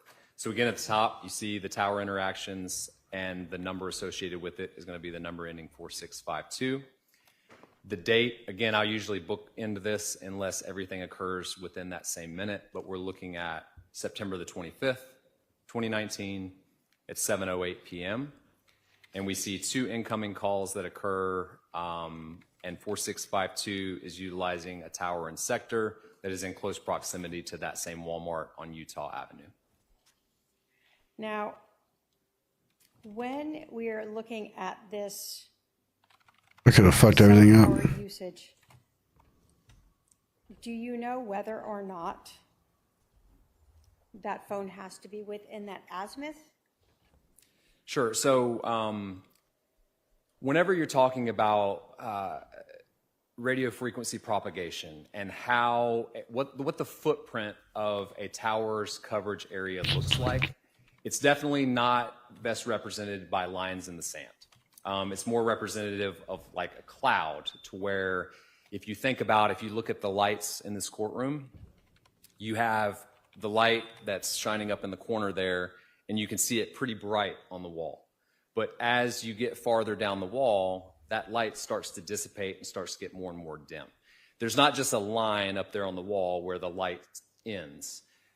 Radio frequency can be looked at the same way. So that signal is going to dissipate as it gets farther and farther away from the area where it's meant to provide coverage to.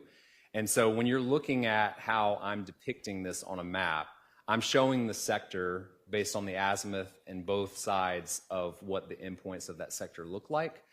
But I would expect to see... Sorry, I'm trying to follow along with this. ...to that line, potentially still be on a sector even if it's not within that parameter. All that to say that when I look at this... Say in dumb terms. Based on my training and experience, I would say that tower and sector is consistent with providing coverage to that Walmart due to the close proximity. Okay. I mean, like, he's an expert.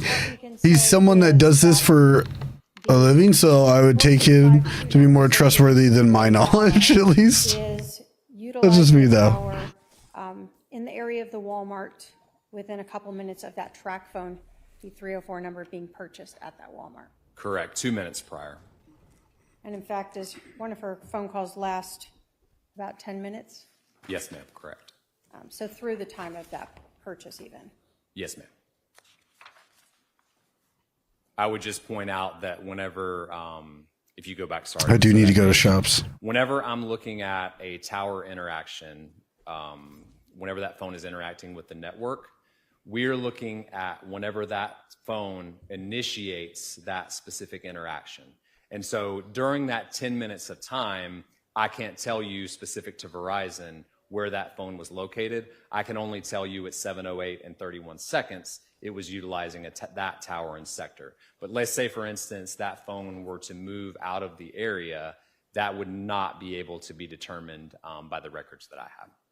Okay.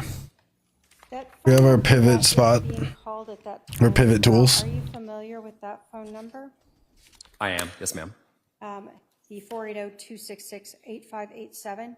Whose phone number is that associated to? I had that associated with Melanie Boudreau. So at the time that Alex Cox's phone is in the Walmart, at the time that that track phone is being purchased, Lori Vallow is speaking with Melanie Boudreau using a cell tower in the area of that Walmart as well. I wouldn't be able to say who was speaking with who. I could only say that the phone number 4652 received an incoming call from 8587, and then who those numbers are associated with. So at the time that the phone associated to Lori Vallow is using a cell tower in the area of the Walmart, she is receiving a call from the phone associated to Melanie Boudreau. Yes, ma'am. And that's September 25th. Yes, ma'am, correct. What do we see then when we get to page 18 here? This is looking at the first mappable record for the number ending 5998 on I'm about to go grab a drink. at approximately 11:31 p.m. making an outbound call utilizing a tower and sector that provides coverage to both Lori and Alex. I will say this guy is nice and loud and enunciates, which is really nice. Purchased at the Walmart that we were just discussing in the prior maps. Yes, ma'am, correct. So on the 25th, that phone is purchased from the Walmart, where we see cell Is this phones a tie? associated to Alex Cox and Lori Vallow being there or near there at the time of the purchase. Okay, so now we gotta pick up the pace a little bit on this. So We gotta either get more potion throws or something. Actual activation, but that is a call, I believe, to a number associated with either Verizon or Track Phone. But We do know from the prior records that the phone was activated on the 26th, though. correct. I know from records, and I don't know if it was one that we showed in here, but I know that it's first started being used on the 26th. And I think if we were looking at page 13, we showed the first data connection time was September 26th at 7:58 p.m. UTC. Correct. That was when it connected to Google, if I'm recalling correctly. And so the phone wouldn't necessarily have to have Verizon service to connect to Google. It could have done that via Wi-Fi or some other method to connect to Google the first time. So what we're seeing here then is something potentially different, where we now know this phone, the 304, is actually using cell towers and I don't know if we want that. outgoing calls. Correct. Okay, we'll be here. And it's using We'll be here and then the Twitch channel later, in like 3 or 4 hours. consistent with covering the apartments for Lori Vallow and Alex Cox. Yes, ma'am. You'll find me somewhere. All right, what do we see here? We're still on September 26th and Yeah. around the 2 minutes from the previous map. Yeah, so this is just a record in close proximity in time, showing a Google location record. No, we'll go for this. Number ending 9120. Okay, I'm gonna grab a drink too while I do this monster fight. It's consistent with being at Alex Cox's apartment. That's on September the 26th, 2019 at 11:33 p.m. So we see the track phone from Walmart using a cell tower at 11:31, and then we see Alex's cell phone, I guess, reading Wi-Fi at 11:33. It's reporting its location to Google at 11:33. You've jumped ahead a couple days. So we had September 26th. Now we're looking at September 30th. Let's see here. What are you depicting here, and what did you find from the records that you reviewed?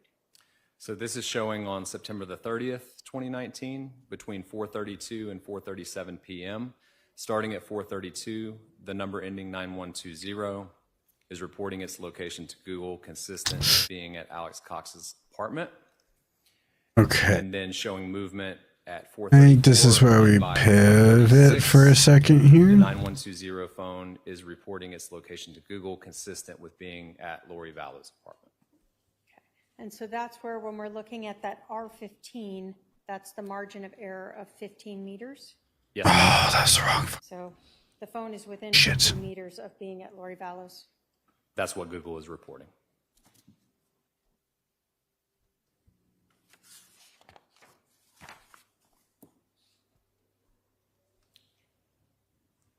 We're still at September 30th here.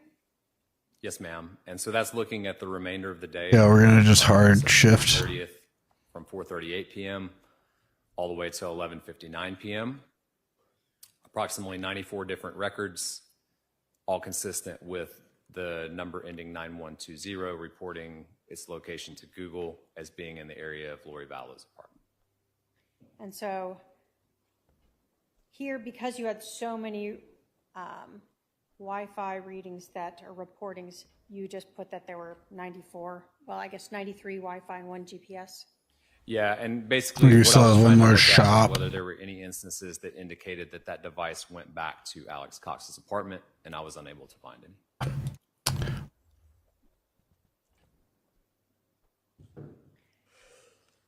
So we're on page 22. What are we now seeing here? So again, at the just top, go. I'm basically bookending the dates and times. So we're looking at two different I need the prawn. uses of the Verizon network Okay. by the number ending 59. All right, Whitney. The first one is on September the 30th at approximately 12:34 p.m., utilizing a tower and sector that's up in Rexburg, Idaho. And then the next use that we see is October the 1st, 2019, the same phone number ending 5998, using a tower and sector consistent with being down in Arizona. So the 12:34 p.m., that's Idaho time? That's correct. So when we looked at the movement, that would be before we saw the 9120 phone associated to Alex Cox moving from Alex Cox's apartment to Lori Vallows? Correct. And I would point out that this is not showing that at 12:34 that device began heading south towards Arizona. That's just the record that I had at 12:34. Okay, so what do I have for use between those two time periods? So I'm not able. I don't have any crit enhancements. Okay. That phone was during that time period. Okay. So we know at 12:34 p.m. on September 30th, that track phone, the 304 number, is still in Rexburg, Idaho, utilizing a receiving an incoming call at that time. Yes, ma'am. So let's talk about that call. Do you recognize that? Let's go digging. The 515-402-0143 number. I do. And that is a call being made to this Walmart track phone. Yes, ma'am. Correct. By whom? So I have that number associated with Chad Daybell.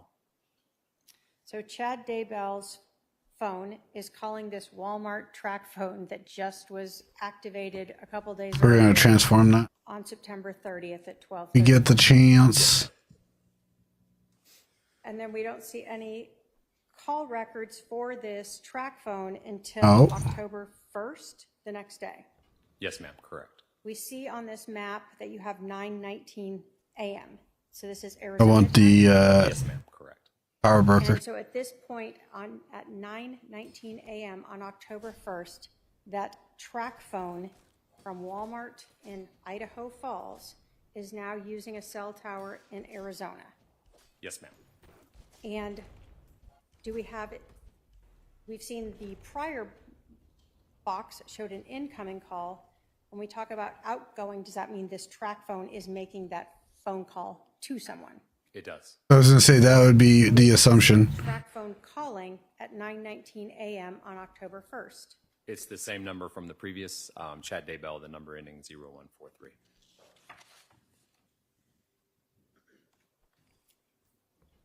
So map 23, what do we see here? So since this is going back and forth between Arizona and Idaho, I tried to put the map of the specific state that it represents, just in case you're not familiar with a specific area. We'll do This is this. showing on October the 1st. Yeah, 30% crit. Between 2:56 p.m. and 2:59 p.m. Movement of the 9120 phone, because it's reporting its location to Google as being 3 different locations along East Center Street in Rexburg, Idaho. Unfortunately, that is not a regen scaling day, but that's okay.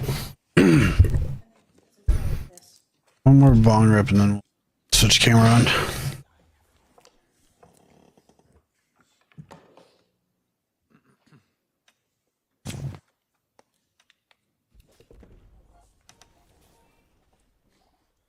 Okay.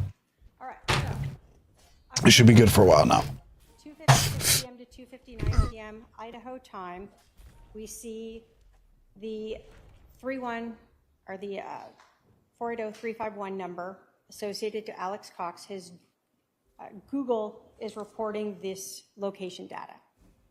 Yes, ma'am. Meanwhile, we see the track phone from the Walmart that also has been associated to the Homer J. Maximus Google account is in Arizona. Correct.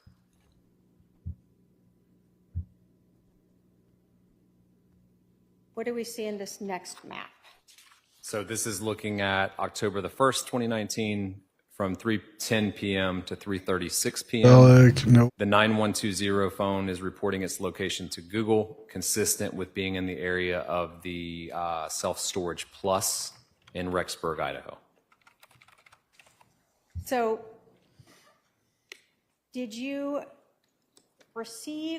ever view video from the Nah, it's not self-storage worth. unit I don't think from Magic this time Carpet picks period, up fast enough October right 1st, now. 2nd, and 3rd? I believe I did, but it's been some time since then. You show some records there, so you were provided at least with information. Let me ask you this. Were you provided with information that Lori Vallow had rented a storage unit at this location at 433 Airport Road in Rexburg, Idaho? I was, and one of those pieces of information was the receipt that you can see on the that page of the report. And so when we're talking about the relevance of this, it was one of the locations in Come on, the give me a original chance for him map after this fight. that you were asked to look at during this time period. Yes, ma'am, correct. So to check. understand what we have going on October I think if 1st, I we can take have care of it. Lori Vallow renting a storage unit Oh, this will be all right. in Rexburg, Idaho at this time on October 1st. That's based on the receipt that I was provided. That would be the extent of my knowledge. At the same time, you have the cell phone associated to Alex Cox reporting Wi-Fi and GPS location data to the Google at the same time that this is all, that Lori Vallow is renting this unit. Yes, ma'am, correct. Okay. Bushel. What do we see then in map number 25? Takes up too much space. So this is close to the same time period as the page before, October the 1st, 2019 at 3:24 p.m. And this is showing use of the 4652 phone for 2 incoming calls, utilizing a tower and sector in Rexburg, Idaho, that would provide coverage to the area of the self-storage plus. All right, so the previous map was about 310 to 336. So this is in that time period towards the end of it. The phone number we're talking about is the one that we've associated to Lori Vallow. Yes, ma'am, correct. And so when we see this cell tower use, is that a cell tower that would be consistent with providing coverage to the storage unit? Yes, correct. And I say that because I'm familiar with the area and familiar with the terrain. And that's why I'm able to say that that tower and sector would provide coverage to that general area. Okay. Now, when we're looking at this time, we see 3:24 p.m. Idaho time. What would that be Arizona time? So Arizona is 1 hour behind, so that'd be about 2:24. So at 2:24 Arizona time, this 480-266-8587 number is calling let's see. Lori Vallow's cell phone. Correct. And is that 480-266-8587 number the one you told us is associated to Melanie Boudreau? Wow, that was real great job. Great job. All of this is going on while we also see Alex Cox's cell phone providing that GPS and Wi-Fi data for being in the area of that storage unit as well. To be honest, we don't need that. Beneficial to us? Continuing on October 1st in this, still in Idaho? Yes, ma'am. This is October 1st at 5:17 p.m. Again, the 9120 phone is reporting its location to Google, consistent with being in the area of the Rexburg, Idaho temple.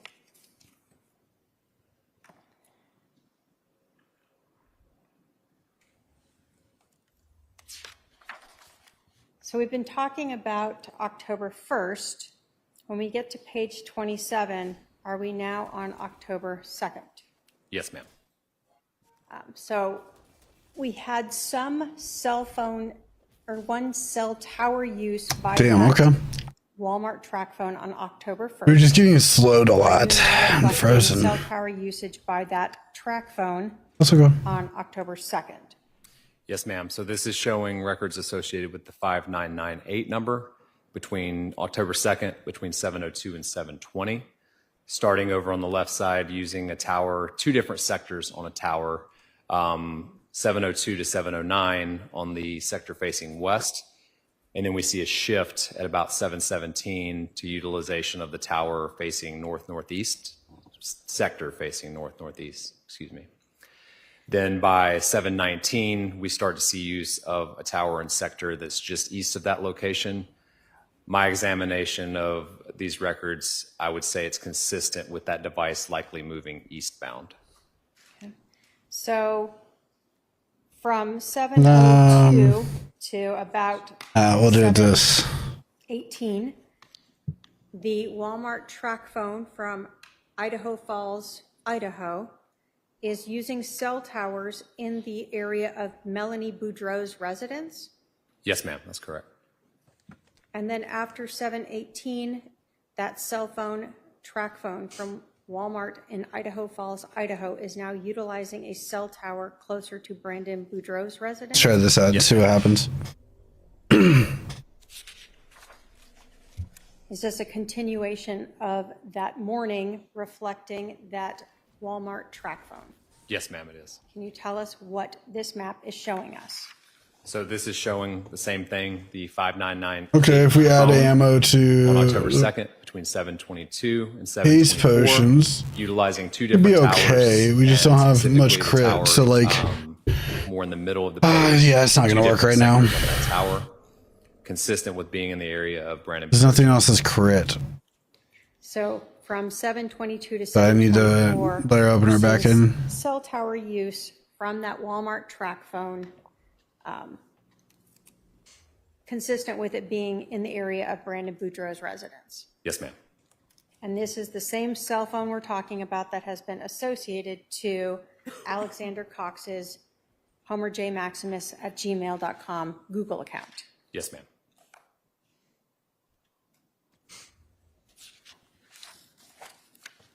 So we went back to Idaho in this photo? Yes, ma'am. So this is back in Idaho in Rexburg, and this is showing on October the 2nd, 2019 at 8:02 in the morning Arizona time, which would have been 9:02 up in Idaho. But there is an outbound call made from the number ending 9120 to the number ending 4652. This call is a little bit over 23 minutes.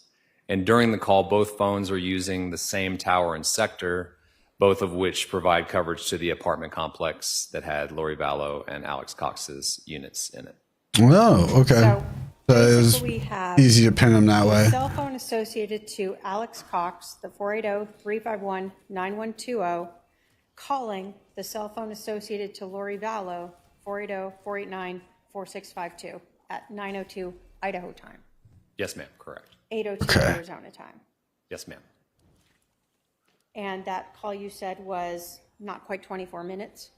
Approximately 23 minutes and 34 seconds. While that is going on at 8:02 a.m., we've seen just a little earlier that the Walmart track phone from Idaho Falls is now utilizing cell towers in Gilbert, Arizona. Yes, ma'am. Now, during this call, did you have any Wi-Fi or GPS location data for that Homer J. Maximus Google account associated to that 351 number? Yes, ma'am. There was one at 9 o'clock and 9:10, both consistent with the 9120 phone being in the area of Lori Vallow's apartment. But I'll also add to that, that entire day, that phone only reported being in the area of Lori Vallow's apartment, not Alex Cox's. So basically, we continued what we saw from the day before, other than we saw, Okay. well, let me say this. So we saw the phone going over to the phone being the phone number associated to Alex Cox, the 9120 on the 30th, move over to Lori Vallow's apartment. Damn it. Consistent with that, yes, ma'am. And then we saw location data provided to Google for that. You need to same upgrade phone, this. the 9120, moving at some point away from Lori Vallow's residence. Or money back. On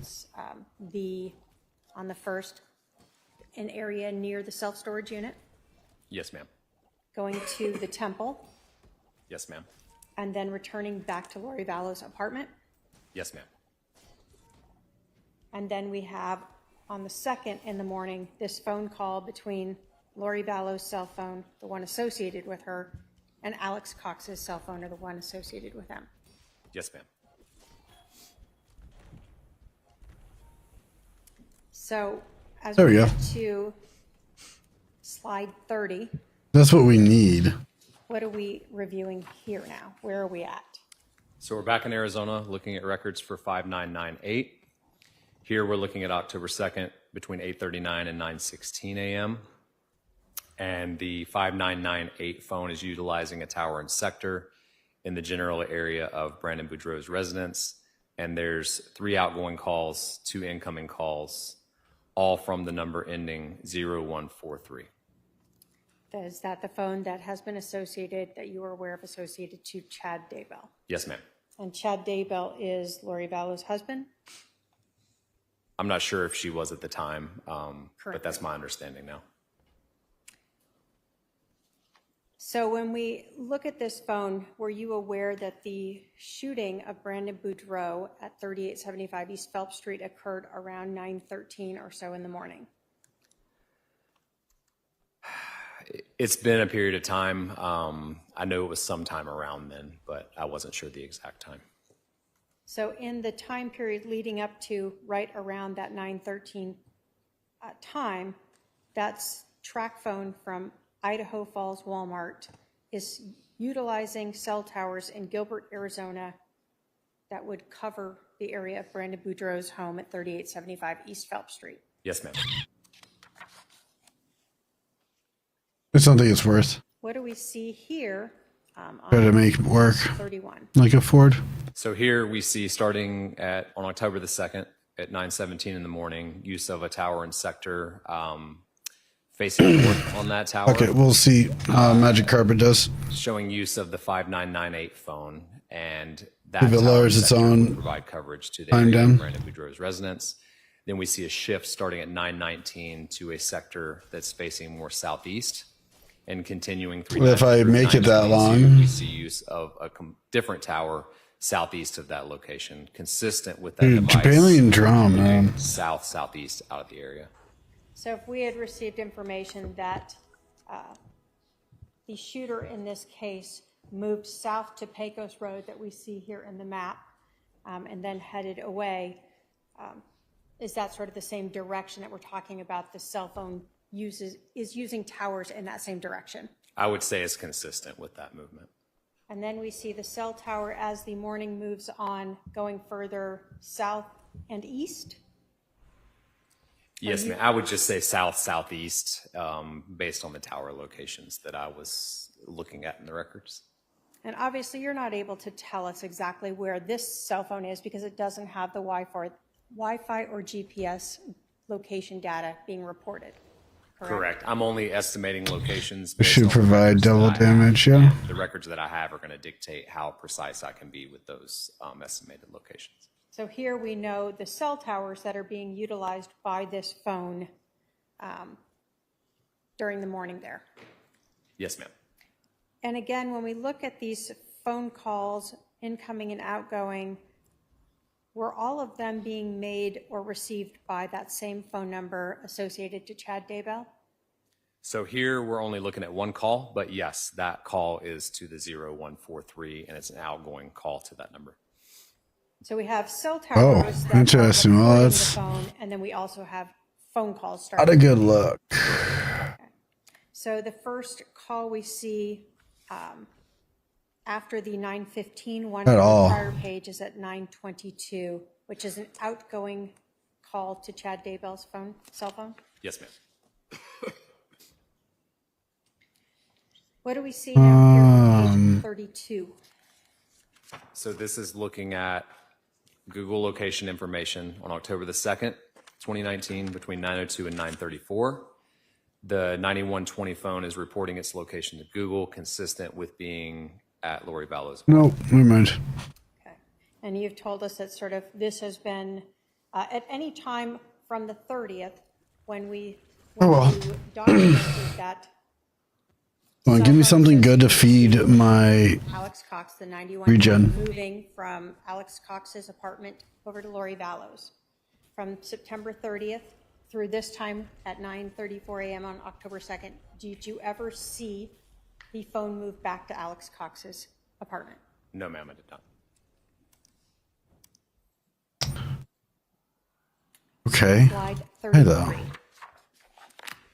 So this is back in Idaho, showing the usage of the number ending 4652 on October the 2nd from 8:50 in the morning to 9:46 in the morning, sticking with Arizona time based on the fact that there was an incident that occurred in Arizona.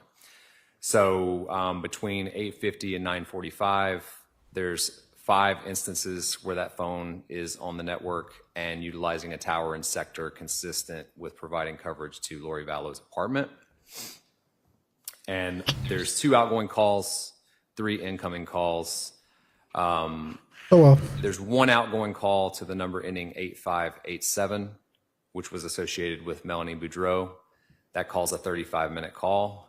And then there's 1 outgoing and 3 incomings with 0143. That number I had associated with Chad Daybell. Okay, yes, that would make sense. That would imply that Gloria is the one that was making the calls then. Before the shooting occurred in Arizona, if that occurred at 9:13. Yes, ma'am, correct. Okay.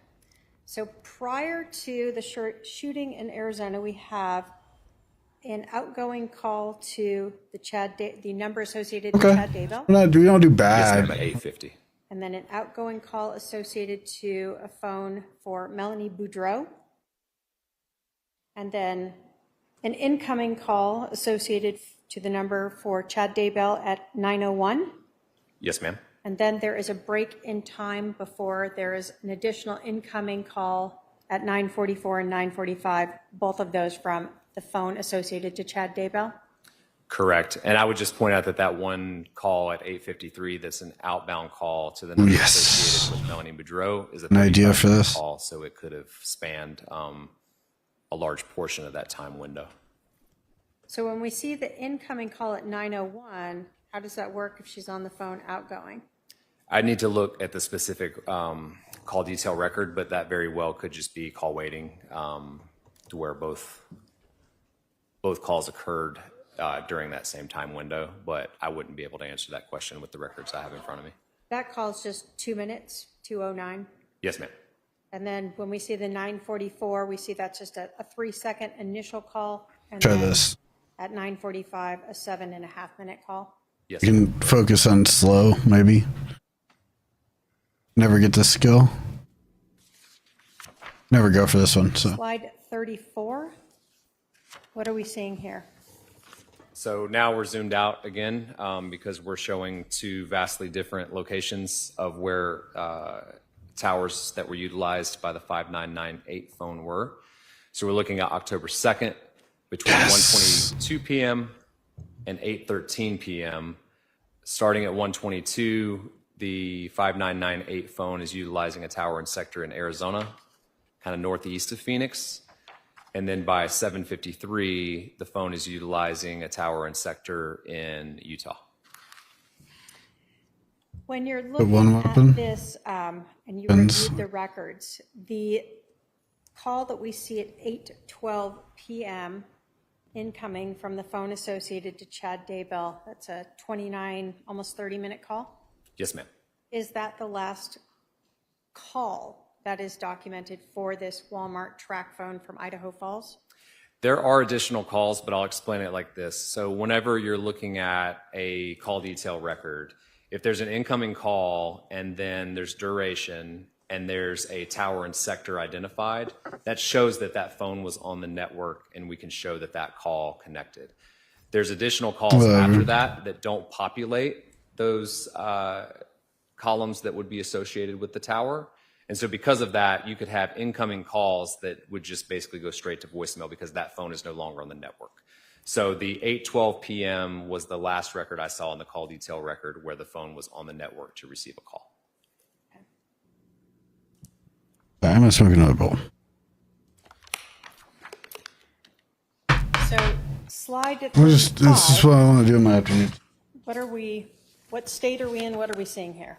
So we're back in Rexburg, Idaho, and we're looking at October 3rd, 2019 at approximately 2:15 p.m. The 9120 phone is reporting its location to Google, consistent with being in the area of the Self-Storage Plus. And so we see 2:15 p.m. We didn't get great choices for day one. Wi-Fi data. Really help us, I guess. A phone associated to Alex Cox Could have done better, but it's at the self-storage unit? Yes, ma'am, correct. And then were you also provided with video to show that at 2:13 p.m. There are two individuals removing a tire and another item, a bench seat, from the storage unit that was rented by Lori Vallow? Yes, ma'am.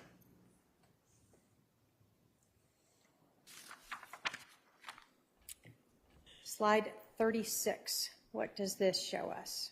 So this is showing use of the 4652 phone, October the 3rd, 2019, between 2:20 and 2:22. And the phone is using a tower and sector that would provide coverage to the apartment complex for both Lori and Alex. So on October 3rd, we now have the phone associated to Lori Vallow, receiving calls from the phone that has been associated to Chad Daybell. Yes, ma'am. And that phone is using a tower consistent with them being in Rexburg, Idaho. Yes, ma'am.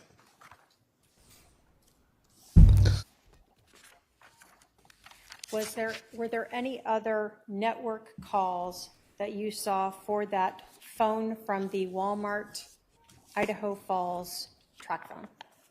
No, not after the call that was made in Utah. okay. And did Yeah, we can change your redo it on that. mapping Yeah. of the data provided to you by the Gilbert Police Department in relation to this case? Yes, ma'am, it did. State has no other questions for this witness. That's actually pretty thorough. You gotta say.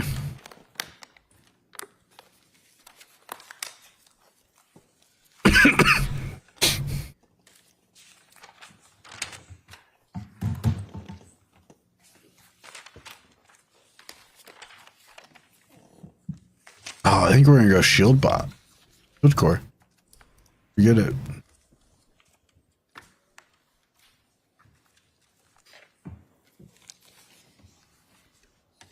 Do you want me to call you Special Agent or Mr. Balance or? Special Agent is fine. Okay. Special Agent Balance, I just have a couple questions. You had mentioned that if all of your, okay, so you had mentioned if all of your locations are on, which one would it track? So say you have 3 phones associated to your Gmail account and all the locations are on, what would it be tracking?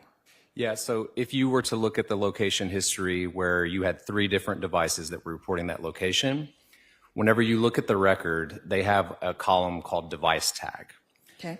So they would differentiate that device tag. That's a number Google provides, but that device tag would be associated with each individual device. So as an example, if you were looking at, you only wanted to see the Google location for phone 1, you would need to know the device tag associated with phone 1, and you could filter out and see just where that device was. Same thing with phone 2 or phone 3, depending on how many devices are reporting location information. So if all 3 had their location on, then all 3 would be reported, even if they were in different locations? Yes, ma'am, that's correct. Okay. And then what about if you have, so you're talking about a track phone being connected to a Gmail account, is that correct? Yes, ma'am. And then what if you have an iPad, a laptop, and a phone all connected to the same Gmail account? So it would depend on, again, that device tag column and the device itself. So the device would need to be able to report location information. Google would need to be able to derive that location information by some method. So if you had location information turned on all those different devices, it would really just depend on the device, how it reports it, but it would show up in that same location history record.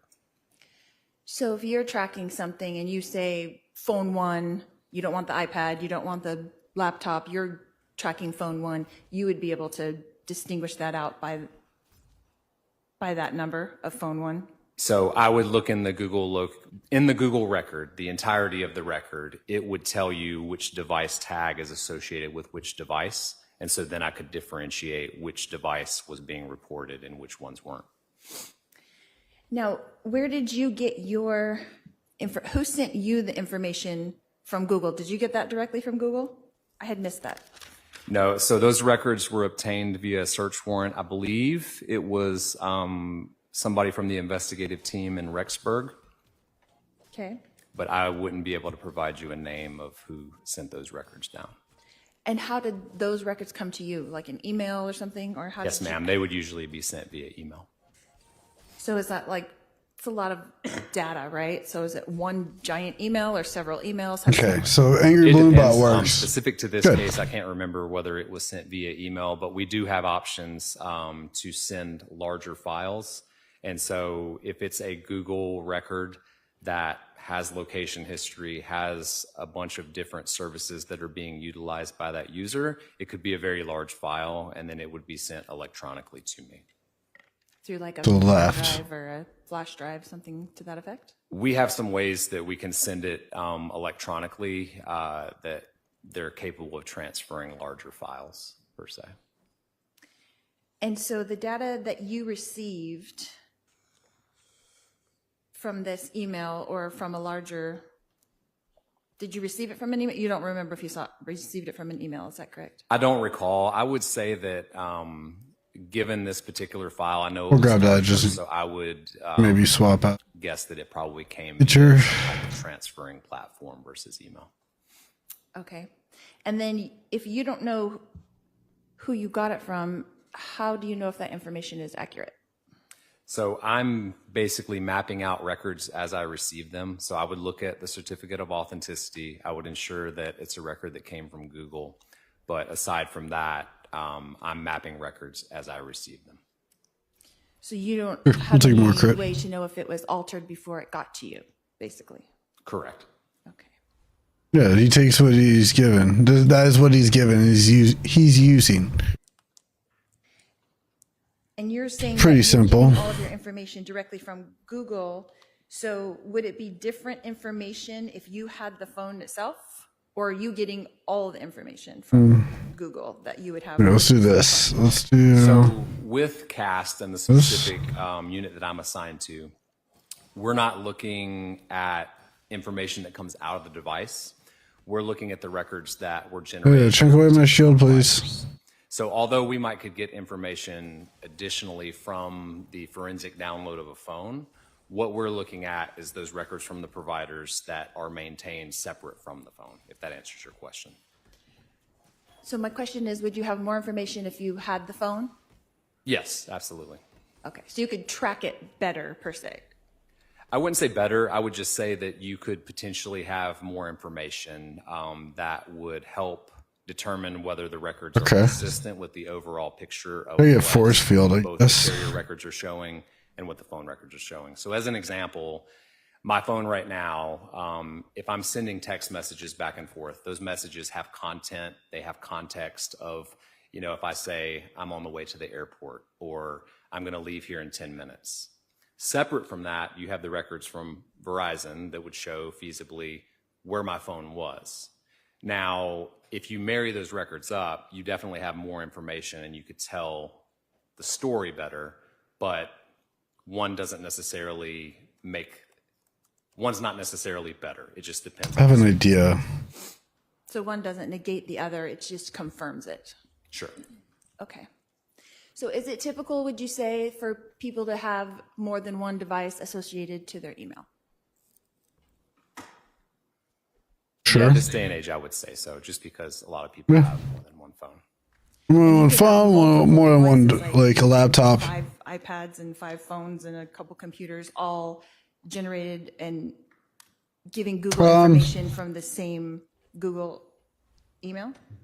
Sure. It depends on what your, it's going to be dependent on every single individual. But yeah, if you have an iPad, a laptop, a phone, and you connect all those to your Google account, like it's not unreasonable for me to see records associated with multiple devices that have access to Google. Yeah, you could just, they're categorized though. And you can't put a person anywhere, right? So anytime I'm estimating a location of a device, it's not an estimated location of a person, it's an estimated location of a device. Yes. It really depends on the records that I obtain. So while I've been very successful in determining a location of an individual based on their device, it depends on the records of whether that search area is smaller or larger. Okay.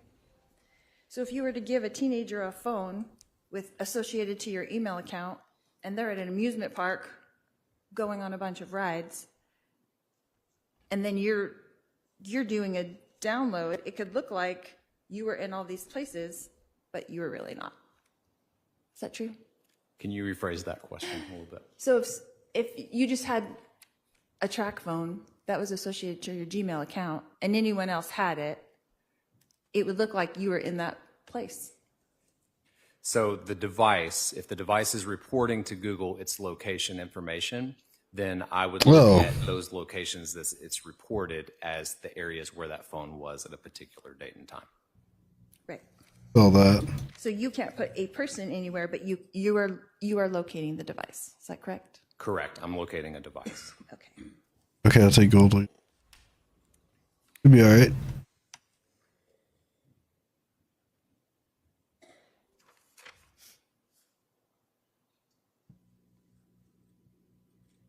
Do you remember about what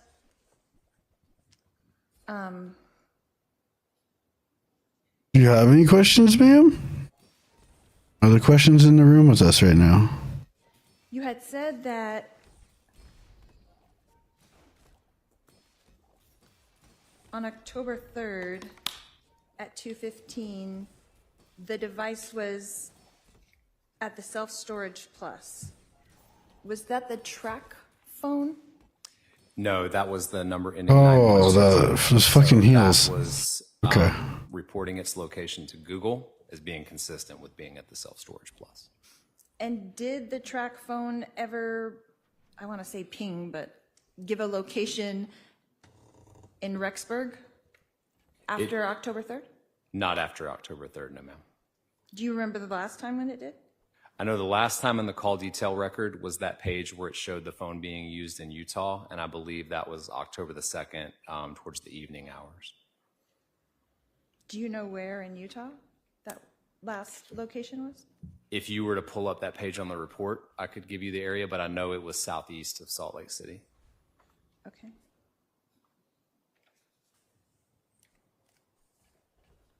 If we go like that.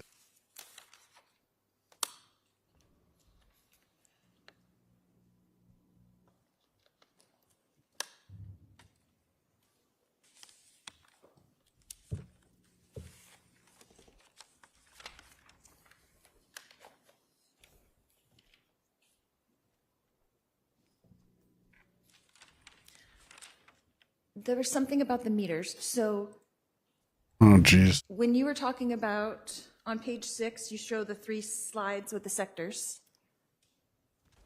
Okay, are you able to pull up page 6? Oh, I'm sorry. Sure. No, you're fine. It's okay if I just hand it. Or do you want it? You can put it on. You want it on here? Yeah.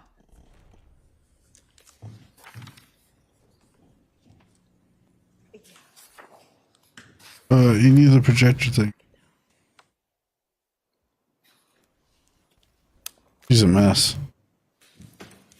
Oh Lord, is she a mess? It's okay.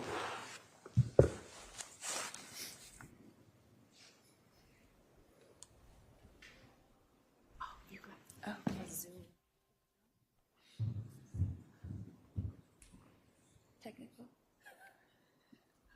Oh, honey. Sorry. Damn, motherfuckers don't know how to use a Ask a projector. question about the meters. Sure. So you had said something about, is it 150 meters in each of those sectors? Was that what I heard? So it's degrees instead of meters. So basically what you're looking at is how a sector is divided up of a tower. And so specific to this one, I think I was mentioning sector 1. And when you talk about the azimuth or direction from the tower that that particular sector is facing, you would use that azimuth in degrees to give you that direction. Okay, interesting. So with the two apartments being so close in proximity, and you were talking about that it's pinging on a cell tower that shows both. So I'll show you this one. I think it's this. Yeah, I'm just. 18.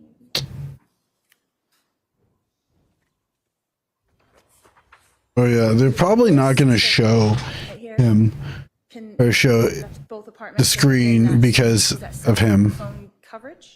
So that specific graphic there, when you're looking at that circle, all that circle is doing is showing the direction from the tower of where that specific sector is providing coverage to.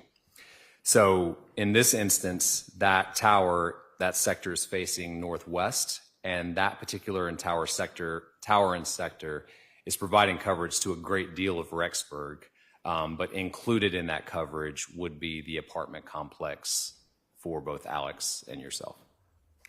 And so, do you know how far apart those apartments actually are? I know they're fairly Meters? close. It's been a while In meters, but since I've been out there. It's been a while, but I know there was maybe 1 to 2 buildings between, but they were relatively close. so are you able to tell from Should I pull the meters thing? Meters. the difference with a cell phone tower, or is it some other way that you're? Is it voodoo magic? Do you see what I'm saying? Is it? I do. Is it regular with magic? This particular tower and sector, that usage at 1131, there's no way you could say Scientology? that phone was at Alex's apartment, was at your apartment. You're just basically saying that's utilizing a tower and sector that provides coverage to that area. So the phone could be anywhere within that coverage area whenever that particular call was made. Okay, but there is a way to distinguish if it was at either one, but it's not that cell phone tower. Not via the call detail records from Verizon. You would need the location history, which is giving a much tighter. I need something on an angry balloon butt. Okay, that makes sense. Thank you.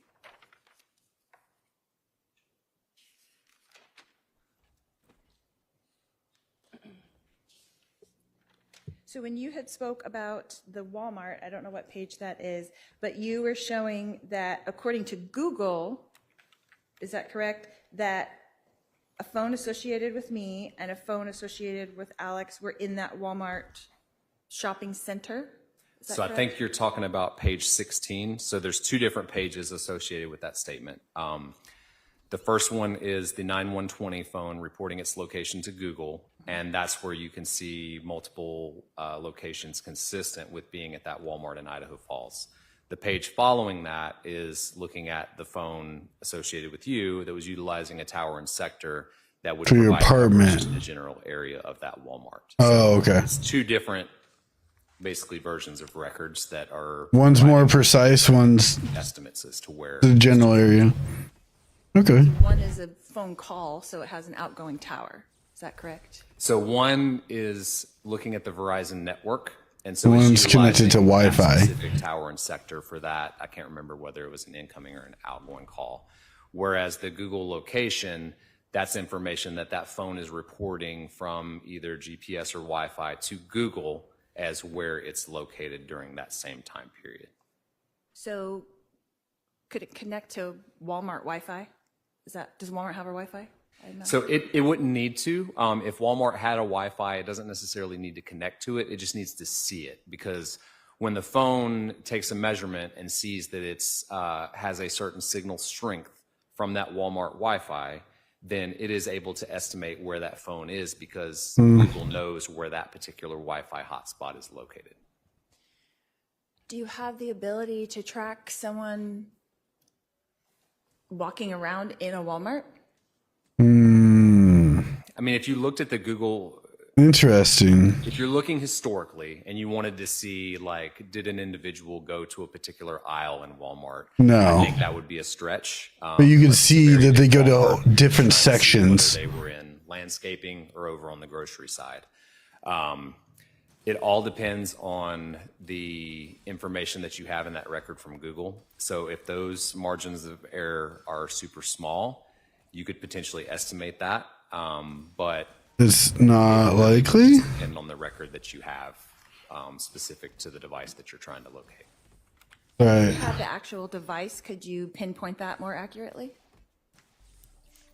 Again, it would depend on the device and what apps you're running on the device and what all is being potentially stored. So different phones have different ways that they store information. They have different GPS chips inside of them. Apps have different ways that they store information. And so it would really just depend on getting that phone, doing a forensic download of that phone, and seeing what you have. And then could you compare that to the Google information that you got and have a much more accurate picture? Oh, from like the phone itself? Have a more accurate picture because you might not have any records that you might do a forensic download and you're not able to pull out any location information. I would say that it's always better to have more information to do that comparison, but it's not a guarantee that it's going to make it better by having the forensic download of There we go. So it would be more accurate as far as locations from Google? I wouldn't say it'd be more accurate. It's a different record, you know? So if you have a Google location record that different kind of has beast, a significant number of locations, they're all 2-3 meter hits because you were potentially standing outside, that's going to be pretty precise. But it's kind of speaking in, it really just depends because you don't know what that record's going to look like until you get it and you review it. So if you don't have your location on, are you able to track where things are, or only if it connects to a Wi-Fi? So again, it's going to depend on the specific app that you're speaking about. So like if you go into your phone, you can turn this will be interesting. On or off for a lot of different apps. And so Phone bills are pretty good. I'm evaluating records from places like Google or different applications. Are you gonna scale fast enough though? Data. So it really just depends on how you have your specific phone set up and what you've opted into or out of as far as location sharing. Okay. Okay. So basically your report is indicative of phones associated to certain emails in certain locations at certain times. So the one phone is associated with the Gmail account. That's the 9120. Okay. The other two phones are, I'm looking at Verizon records. So it's basically what Verizon maintained for those specific numbers. And is one more specific than the other, the one with Gmail or the two with Verizon? I would say that the locations being reported to Google had smaller areas to estimate where the device was.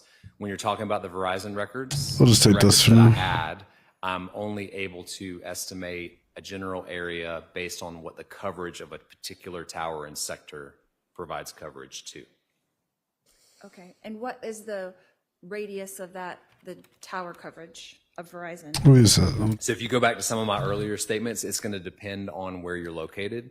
So downtown Phoenix, tower density follows population density. So the coverage areas in downtown Phoenix are going to be a lot smaller than if you get out into rural areas where there's just not as many users.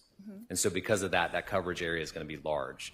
Typically, I estimate that the coverage area of a tower is going to be the area between that tower and the next tower closest to it. So with the Verizon records, that was the one that would say 16 he's not meters or wrong. 15 meters. Was that with the Verizon records? No, that would have been the Google location. No. I think you're referring to where there's a margin of error with a circle around it. That's solely from Google. That would not be from Verizon. Okay, so with Verizon, it's more accurate, and with Google, it's with the meters, within a certain amount of meters? It's the way that they're measuring. Google's providing their margin of error. Verizon is not. For Verizon, when we're estimating a coverage area, I'm using my training and experience of locating phones historically and estimating that phone, what the coverage area is going to be for the tower and sector that phone used. I don't know if that makes sense to her. I think she's struggling with that thought. I'm gonna be honest.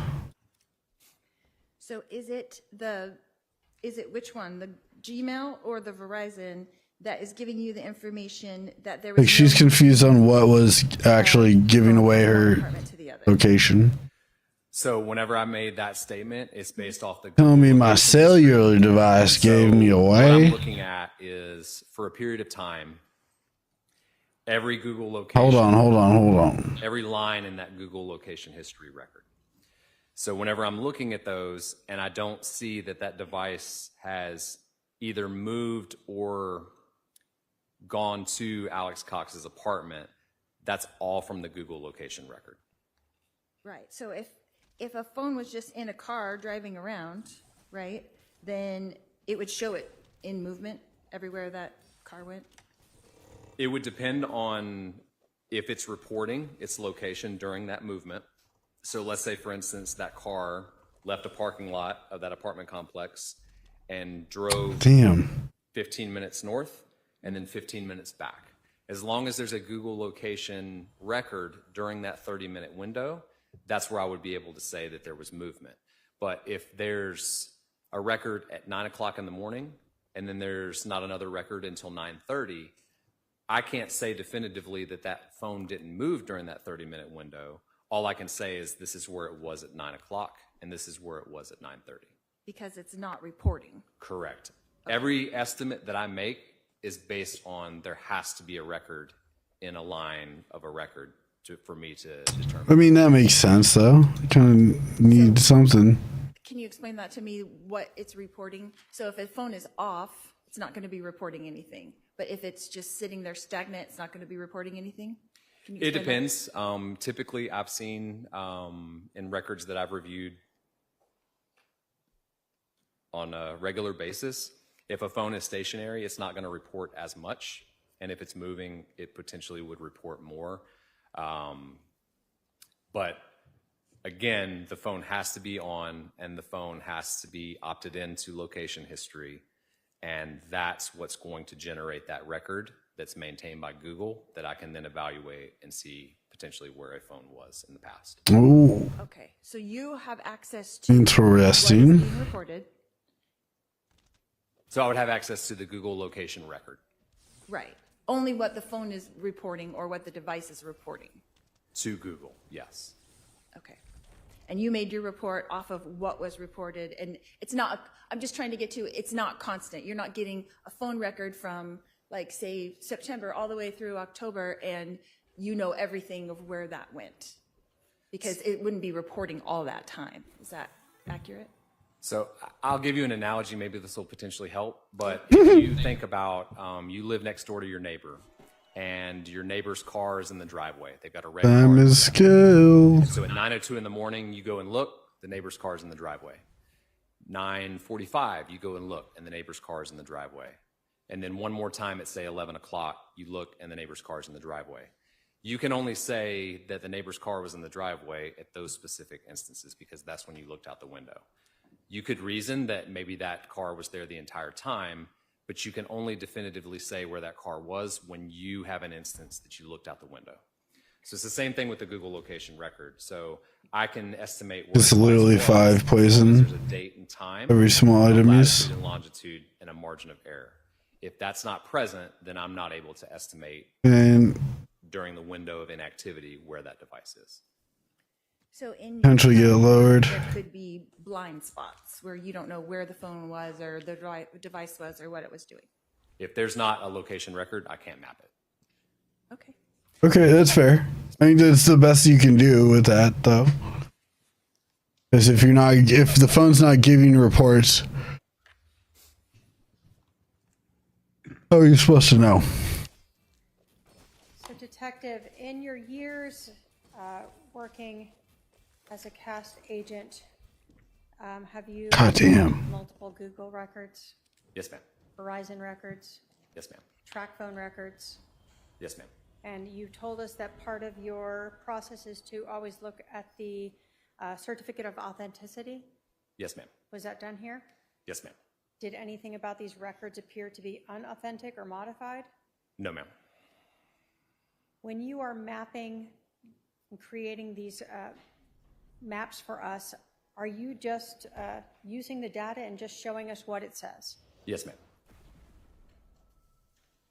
In this case, Should you were match using my Alex shields. Cox's Google or Gmail records for the homerjmaximus.com, right? Yes, ma'am. And that included location data. Yes, ma'am. And you were provided with records showing that that Gmail account was associated to the 9120 number. Yes, ma'am. And you were also provided, and those Google records is what gave us the GPS and the Wi-Fi location data for that cell phone, 480-351-9120. Yes, ma'am. Then you also had the Ultron doesn't work for us. Correct? Yes, ma'am. That phone was not reporting Wi-Fi or GPS data. You did not have any for that phone. No, that phone was not reporting any location information to Google. But based upon the Google records you had for the homerjmaximus@gmail.com, you were able to determine that Walmart track phone had accessed and associated with that homerjmaximus@gmail.com address. Yes, ma'am. That phone accessed that Gmail account. So when you're talking about the Walmart track phone, all you were able to map on that was cell tower use. Yes, records. Okay. Okay. Say less. When we talk about the Walmart on September 25th of 2019, we have both the phone associated with Alex Cox, the 9120 phone that you mapped there, right? Yes, ma'am. And that mapping was again using the GPS and Wi-Fi. Yes, ma'am, as reported to Google. And that was, you were able to map that within a small space. meter radius. I believe that's correct, but I'd have to look at the page to ensure the margin of error. I should have grabbed it. That's good money. Faster. I'm a dum-dum for not grabbing the most, it. Precise was the 16 meters. So it's in the Walmart. It's consistent with being in the Walmart. So unless the Walmart's smaller than 16 meters, pretty likely it's there, especially given the number of hits that machinery. from that location. I'll say that if I were looking for that device and it was, 7:15 right now, and that's the records that I was seeing, I would go inside the Walmart to look for that phone. Okay. Now, on the other hand, you also had cell tower usage for the phone number for the phone associated to Lori Vallow, the 4652 number, correct? Yes, ma'am. And you did not have GPS or Wi-Fi for that. Correct. That phone was never reporting location information to Google that I had. Jesus. So for that case, you were using cell tower data. Yes, ma'am. And you were able to determine that that phone was using a cell tower in the area of the Walmart at the same time as this. I don't understand where she thinks this is going good for her, I guess. Location data at the Walmart. Yeah, I think that was at 7:08 p.m. if I remember right. So it would be in this time frame of 7:07 to 7:16. Yes, ma'am, correct. And we see over there. I just don't get it. But so basically, both of those two phones, the phone associated to Alex Cox and the phone associated to Lori Vallow, are either showing specifically Wi-Fi location data in the area of the Walmart or using a cell tower in the area of the Walmart. Correct. I have no other questions for this witness. Are there any questions for this witness from any member of the jury? I don't see any. Sir, you can step down.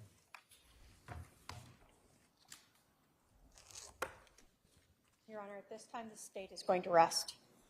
All right, the state has rested. That means the state's done with its presentation of the evidence in this case. At this So time, are we going we'll to take lunch? Our noon recess. Please be back in the jury room, ready to go at about 1:20 p.m., please. 1:20 p.m. An hour. Please remember the admonition. All rise for the jury. About an hour. Okay, cool. More body cam stuff. That's what that means. Okay, let's. You're being violent. How? You've attacked me twice. Oh, she's a victim like all people. What happened? arrested for? There's battery. What am I being arrested? On June 24th, 2024, in Barron County, Wisconsin, Officer Dillon would locate a vehicle that was reported to two females physically fighting with one another. On arriving at where the vehicle was parked, he witnessed the suspect, Mackenzie, assaulting her sister, Kaylee, who was sitting in the passenger seat, prompting the following events. Stop! Damn it. Case, any witnesses or testifying? We plan on doing our Rule 20, Your Honor, and no. Okay. Wait, so they're just gonna be Can we do done? that when we get back from lunch? Sure. If you're Sure. you don't plan on testifying or you don't plan on calling witnesses, let's finalize the jury instructions though right now. Yeah, because you get your lunch, lady. Chill. Let me go to the state first. Why don't we do it this way? We'll just go through one page at a time to make sure everyone's on the same page. Oh, boy. Then page 2 is duty of the court, evidence to be considered, rulings of the court. Those are standard. Any objections to those from the state? Defense? No. Page 3, direct and circumstantial evidence, redacted exhibits. Okay, then it'll be a short stream. We'll go through this body cam footage Objection to those from the state. stuff, and then we'll come back when The defense. the Twitch stream starts. No. Sorry. Okay. When we're gonna do the Twitch stream. Page 4, comments are not evidence. That was modified a little bit because the defendant represents herself. Credibility of witnesses, testimony of law enforcement officers, expert witnesses. Any objection to those from the state? No. Defense? No objection. Page 5, defendant need not produce evidence, defendant need not testify, voluntariness of defendant's statements, and then the start of the jury not to consider penalty. Again, all standard. Any objections from the state? Judge, we actually have no statements by the defendant, so That's true. We could probably delete that. There were, yeah, I think that's right. There were no statements. So Opening statements had a couple of questionable things, but like I understand what they're getting at. No, we agree. you agreed that that should be deleted? Correct. Okay. Page 6, presumption of innocence, burden. I don't think it'll make a difference. Of any kind, voluntary act. Any objection of those from the state? No. Defense? No objection. Page 7, the absence of other participant, motive, and then the charged offense starts with the charged offense and then defines what is first-degree premeditated murder. Any objections from the state? No. From the defense? No objection. All right, page 8, a definition of premeditation. So we'll go on verdict watch. Conspiracy, scope, Basically, if they're still on it when we get membership in a conspiracy. go live on Twitch. Those from the state. No. Defense? No objection. Page 9, definitions, intentionally, knowingly. A part of the accomplice. Any objection to those from the state? No. Defense? No objection. Then top of page 10, accomplice, act, and I don't know why aggravated assault in that. I must have left that in from the last one. I'm going to delete aggravated assault. I think that was on the crime prevention from our last trial, so my mistake on having that in there. I'll delete that. Other than that, any of No. defense? No objection. And then we have the jury foreperson and the closing instruction. Any objection to those? No. Defense? No objection. And then we have a form of verdict. Any objection to that from the state? No. Defense? Oh, I'm sorry. No objection to it. All right. Okay. Okay. Those that I haven't included that the state is requesting. No, Your Honor. Defense? Your Honor, we would ask for mere presence just because they put up the videos of me being at the storage unit at that time. Well, mere presence would apply to the crime scene itself. I understand that, but I think it would cover it. Would it? I don't think it's applicable, but I don't mind including it if the state agrees with the state. All right. I don't see why it would make a difference. Given it's the conspiracy to be safe, I'm fine including it in I there. was gonna say because of the charge, it doesn't think it matters. I will probably put that. Okay, so we want cinders.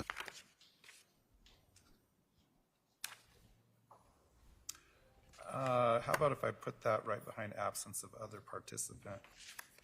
Case companion core? No. In that area, it makes sense, I think.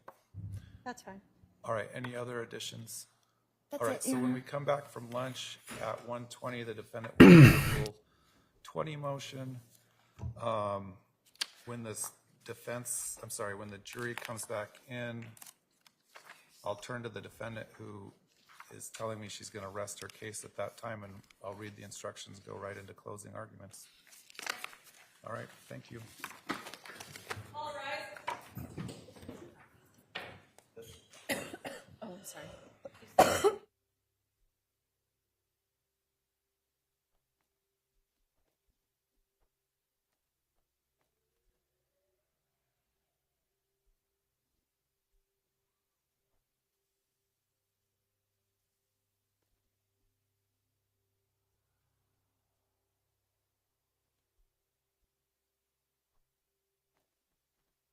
That should work.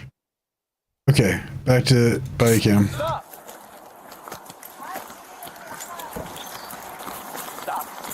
Where does she think she's going? Put your hands behind your back. What? Put your hands behind your back. For what? Put your For hands, what? Put your hands For behind your what? back. Put your For hands, what? Tell me for what? 10-4. Put your hands behind your back. For what? Because you're not cooperating. Tell me what? Because you're not For. cooperating. Don't touch me. You can't touch me.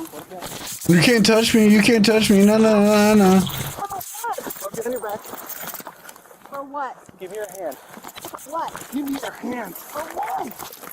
Tell me what? Give me. For what? For what? Knock it off. That'd be really bad. For what?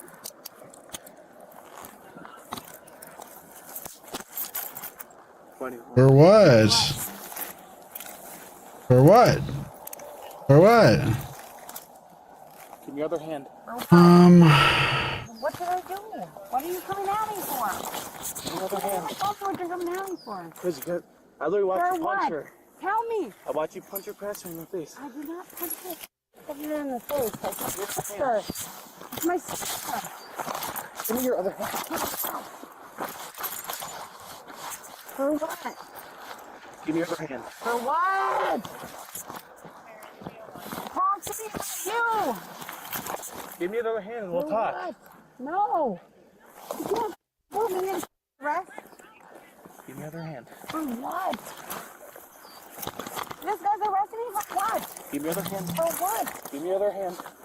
Yeah, For what? tell me what I'm under arrest For what? For what? What did I do?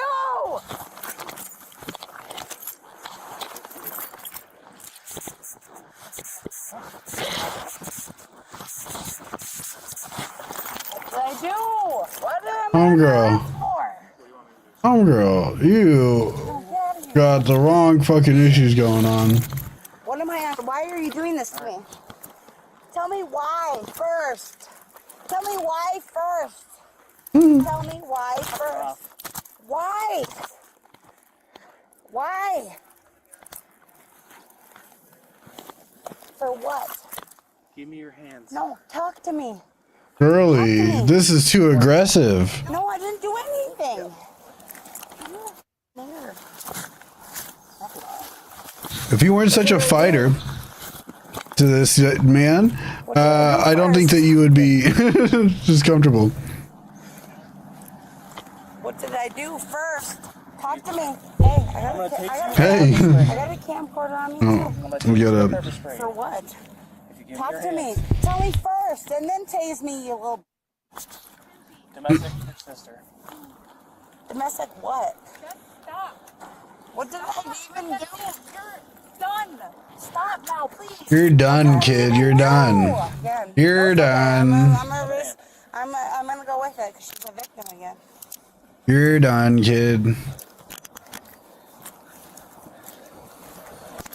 You're done.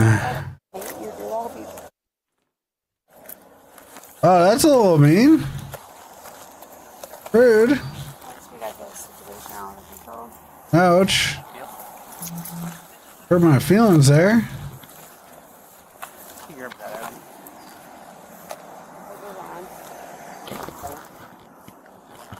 That was a real mean of you to say that there, bud.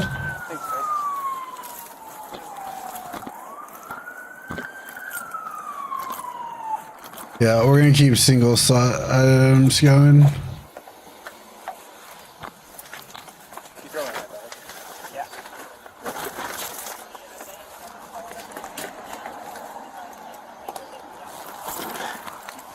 We will get a crit pickle.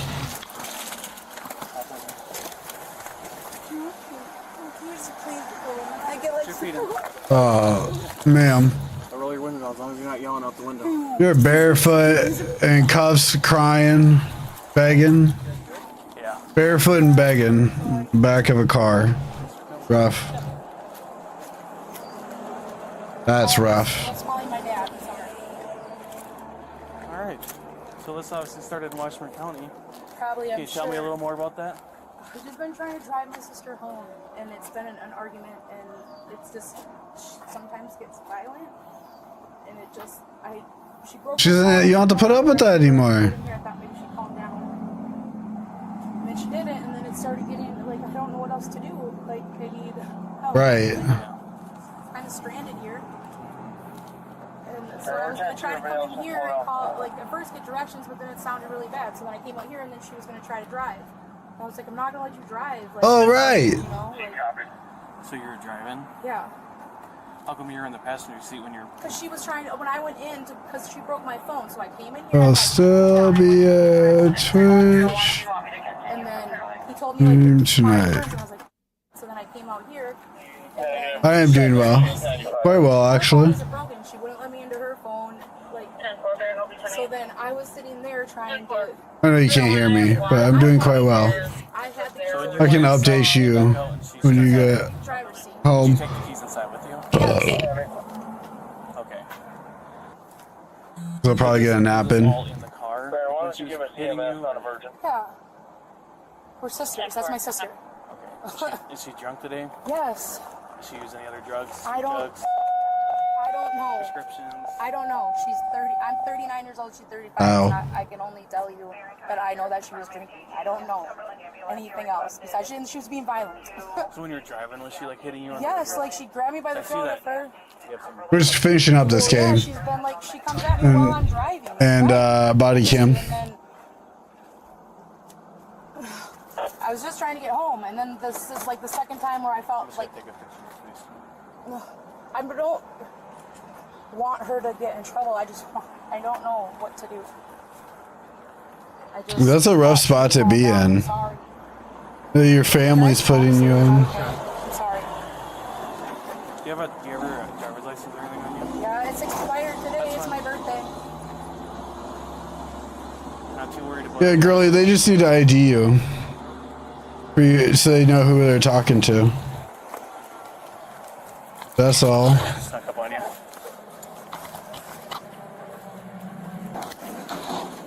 What were you throwing?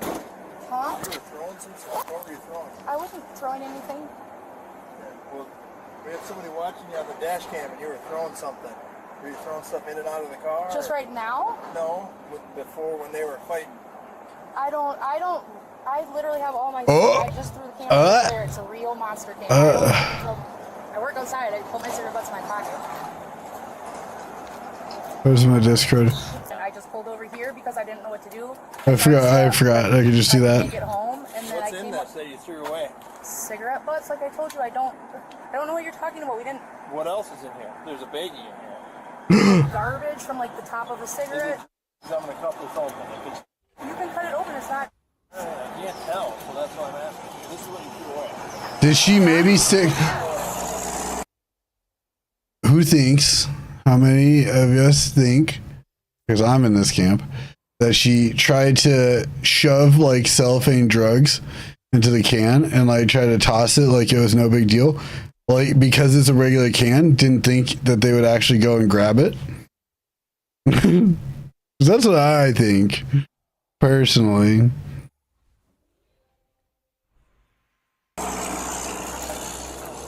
You can give me. Well, I just got to make sure because It sounds like you're accusing me.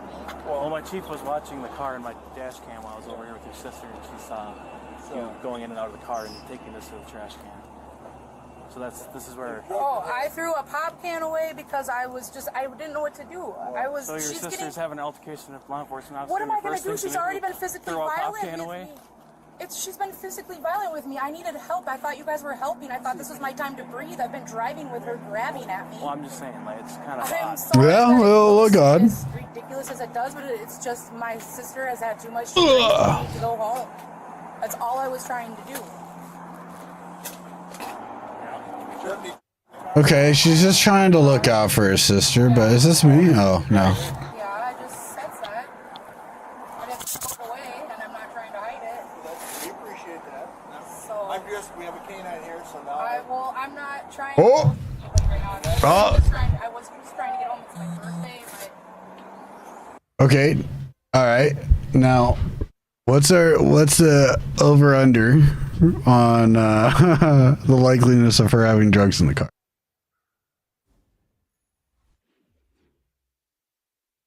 Any thoughts? I'm sorry. Where's it at?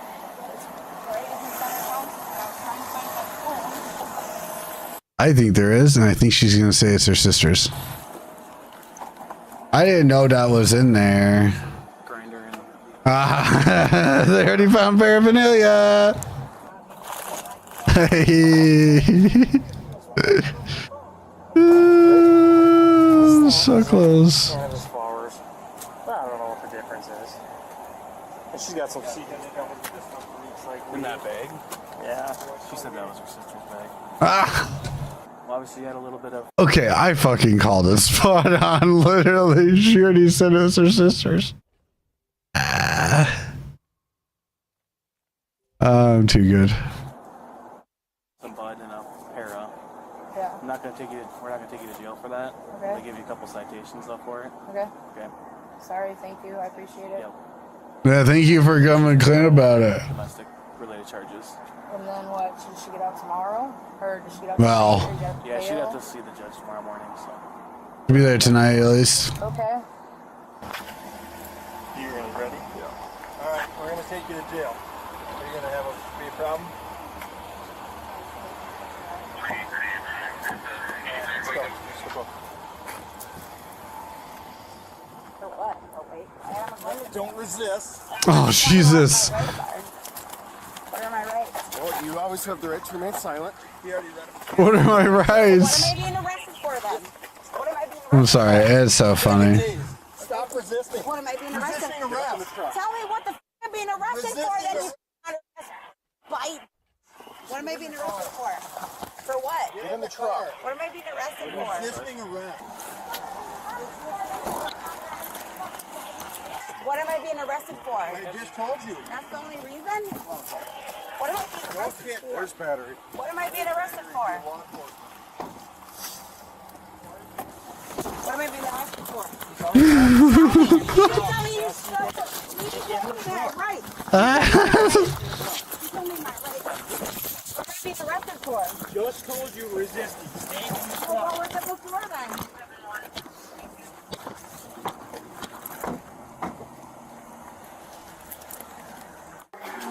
Read my right. I'm not spitting. Oh, of course, she's having an issue. Read my right to me first. Read my right to me first. Read my right to me first.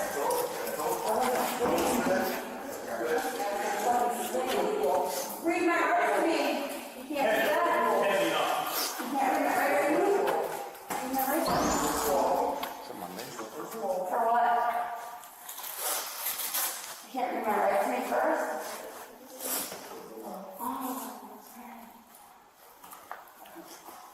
Can't read my right to me first. Read my right to me first. Read my right. What is her deal? Yeah, read my right to me.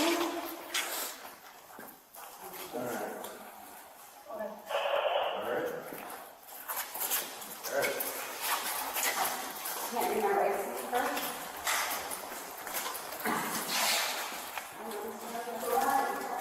So persistent about her rights.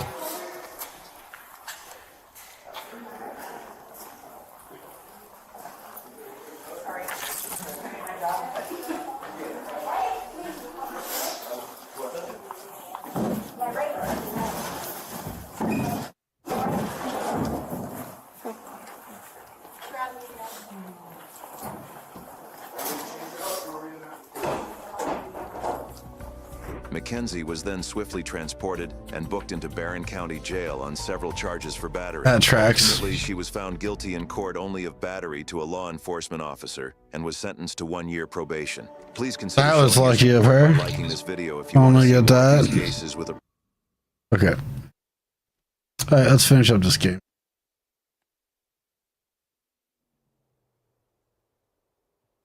And then we'll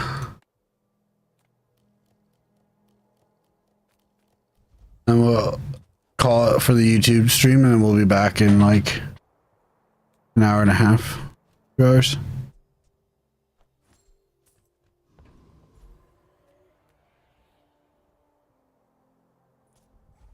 I just want to finish this bizarre game.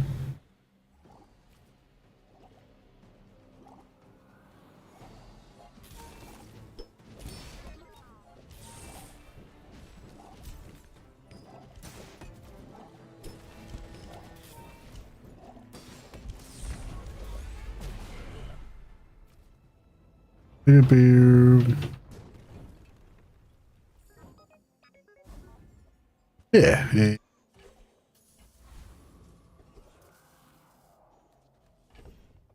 Yeah, I might not even if I don't really nap, I'll just live on Twitch.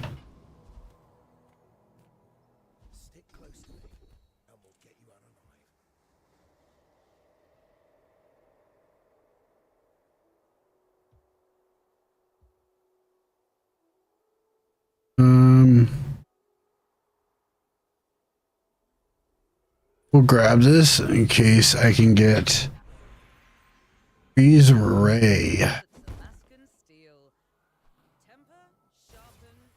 out of like this, like duct tape, or I pick one up. Like 7 regen.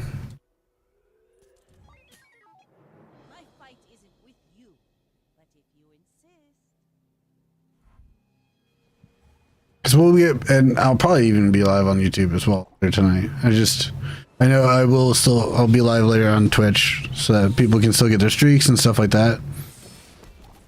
While we cover like previous days of this Lori Daybell trial.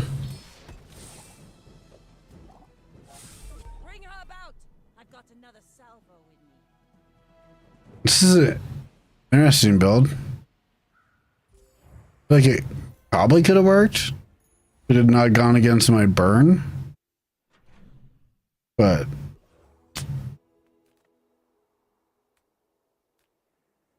non-weapon.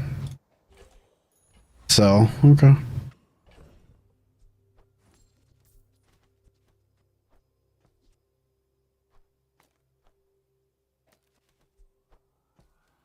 I got something better.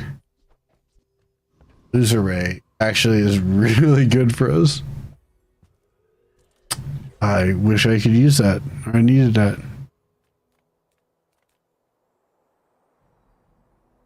Let's just get a freeze ability, I guess.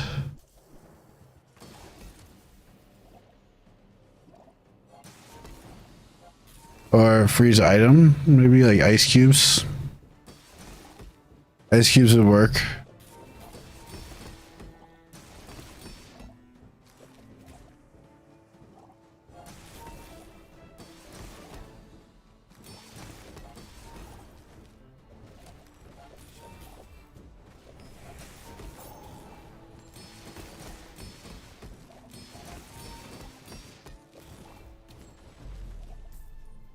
Okay. Oh yeah. Yeah. We'll do ranked matches on later tonight. Okay, so now we do need to find like a freeze ray.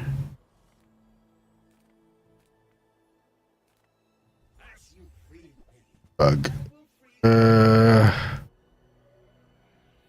We'll get it. Cause it could help. Man, we're running other stuff. We're running Ignition Corp. Run that. Do about slow stuff. There we go. Something to freeze.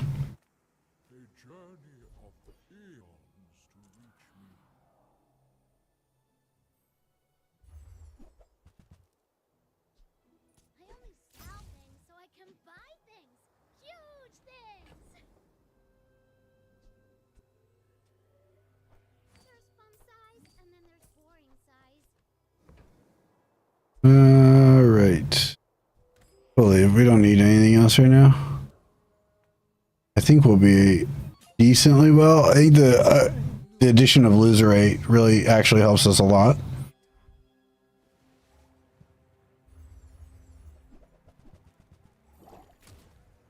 Let's see.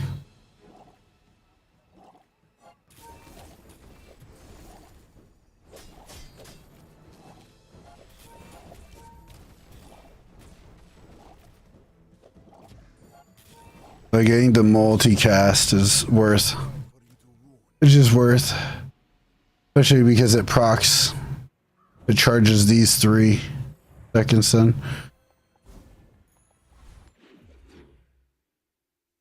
Which is fairly nice. Okay. Got.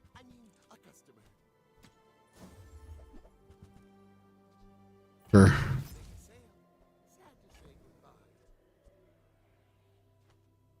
Another Aiden.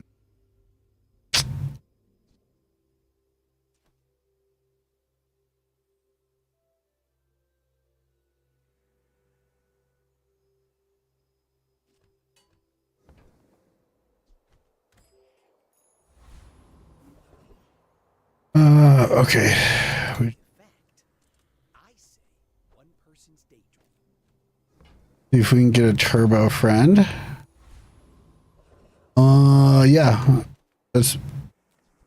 That'll work. We want your skill, please. All we want.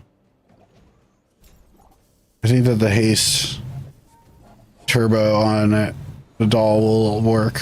Our benefit.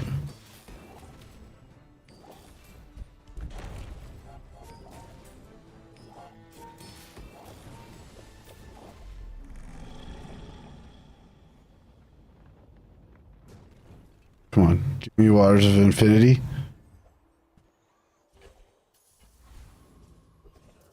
Maybe we'll get like a toxic micro dip. Kind of dope.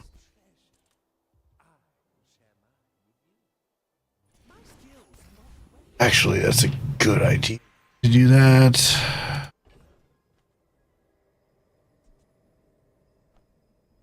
Only need 1 Aiden.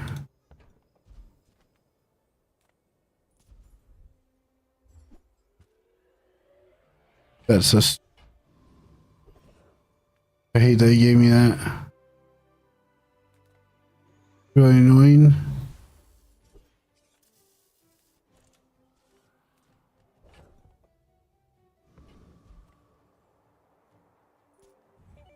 Okay, let's see.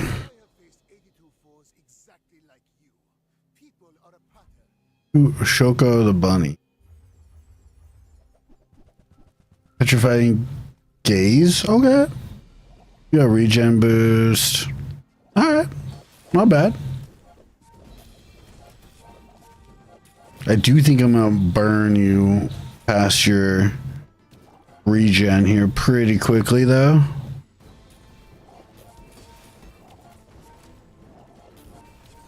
You do not win that one. That's fine. It's like a really hard one to go against. It's day 8, so like day 8's always gonna bend us over and fuck us a little bit.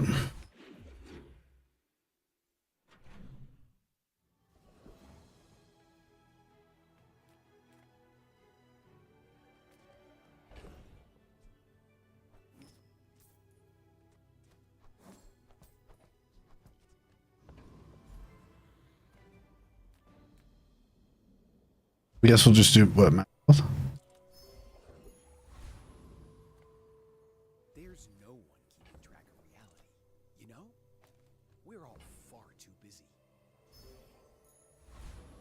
No, not what we needed. Unfortunate.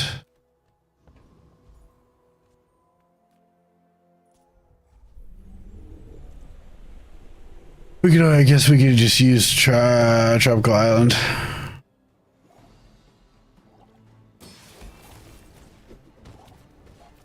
Sit in our bag.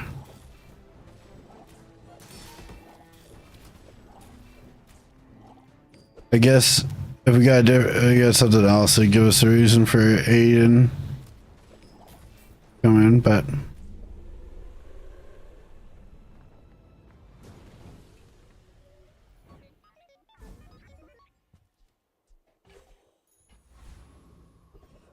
but again, I get something I'm not going to use. Give me an item.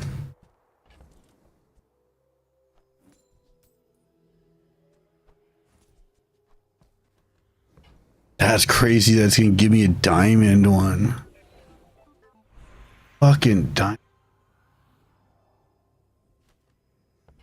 A little nuts.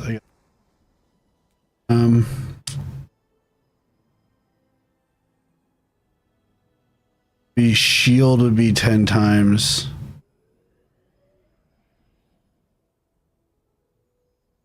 Gives me some shitty.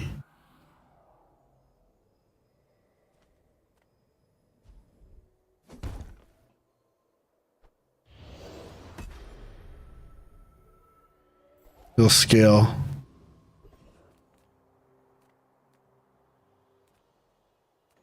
Any good fights lately? Oh, I do miss it.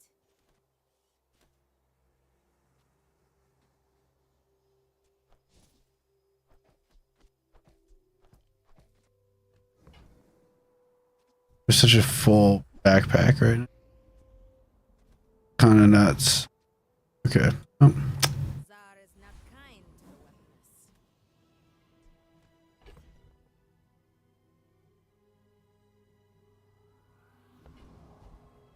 I think it's the best we can do. Because I need Micro Dave to scale.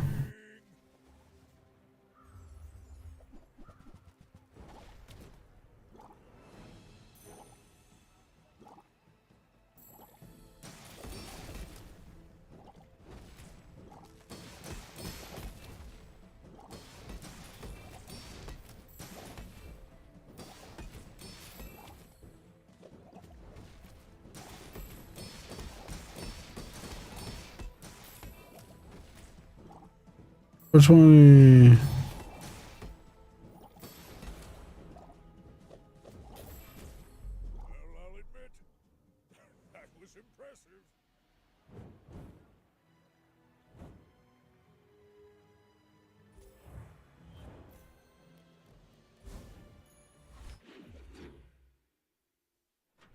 The shielding was kind of nuts.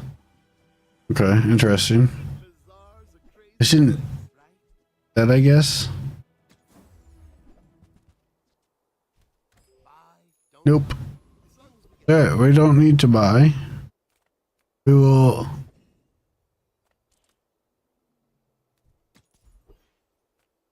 Let's take much of it.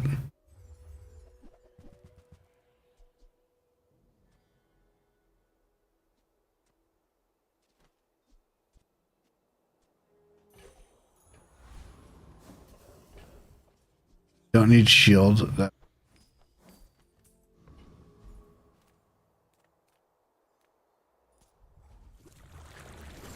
Let's see.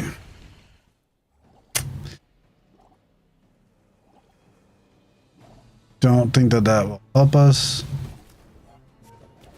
Okay.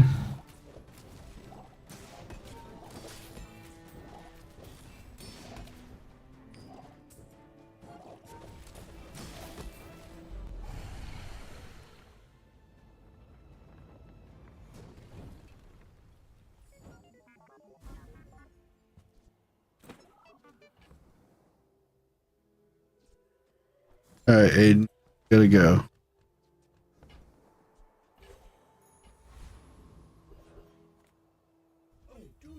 I'm so glad to see you again, sir. May the court light your way.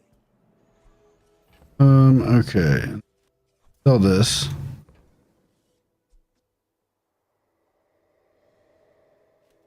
I don't think I have room for this.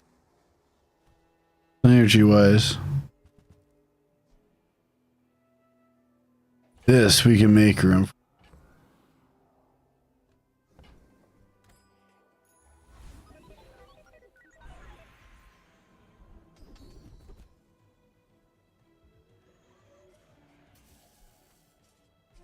Oh yeah, we still got friends we can upgrade. Okay. gold things.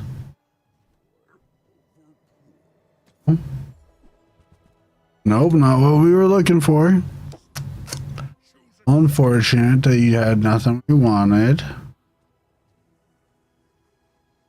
We don't need that SATCOM anymore. It's just been sitting at silver for far too long. It's just giving us friends that we don't need.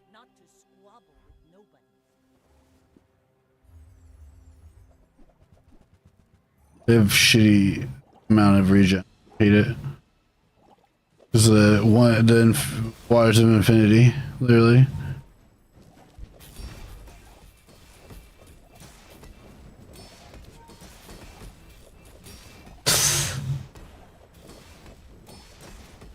That was a massive mantis shrimp. Guys. Okay. What do we got here? Paste. Okay.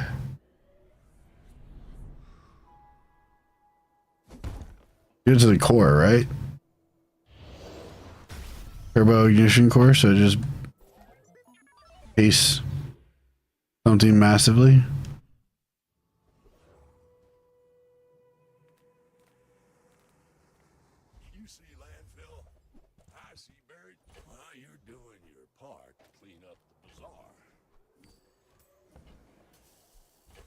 Oh shit, I didn't mean to do that.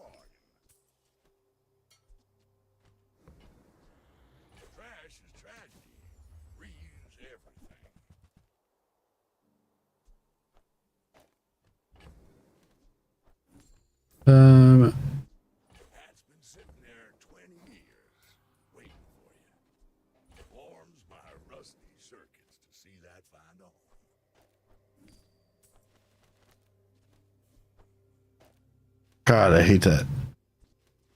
Second day in a row, it's done that.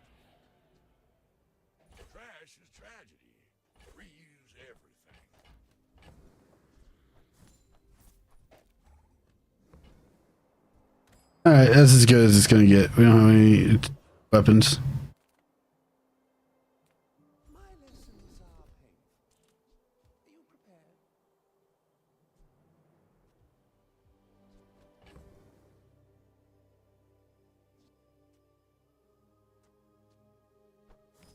I just won't be able to make that work as much as I want it to.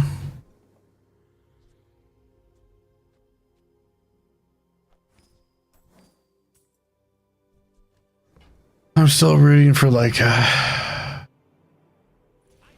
toxic micro Dave.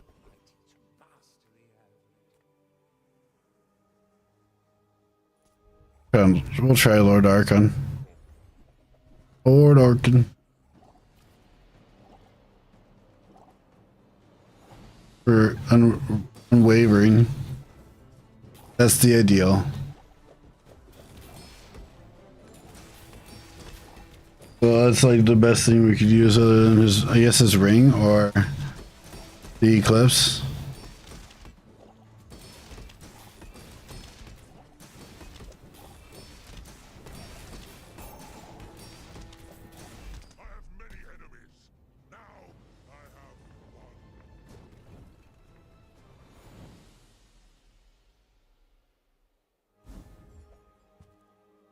Okay. Actually, I'm not opposed to that.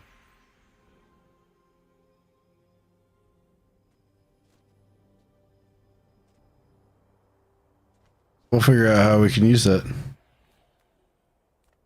That might be our boost, I guess.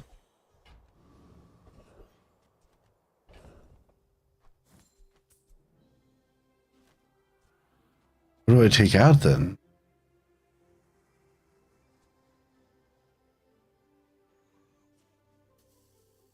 Oh, if I can make it work.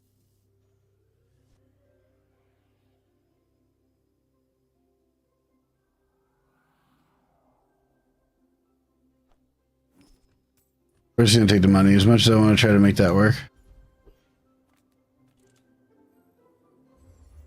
So, you got anything for me? Nope.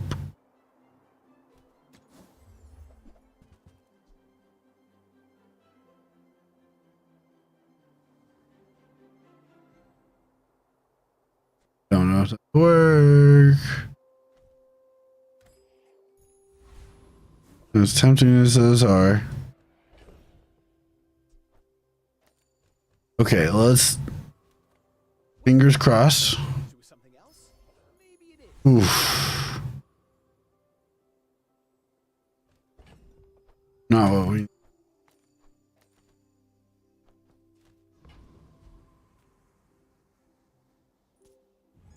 Like negative haste. Until.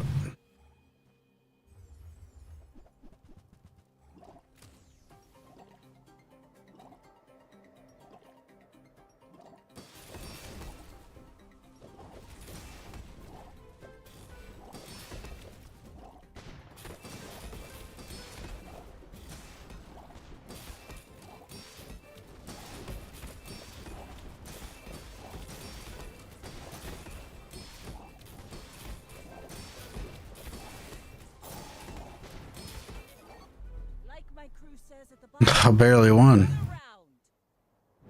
Okay. 900 burn against 520 poison. Yikes. Ouchies.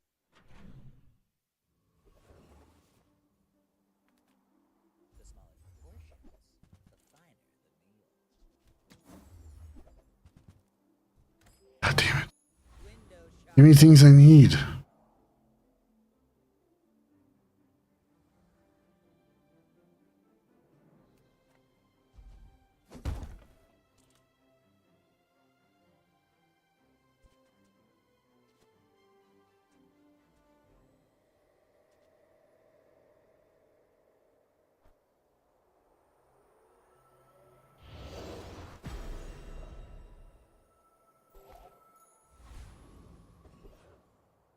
Sure.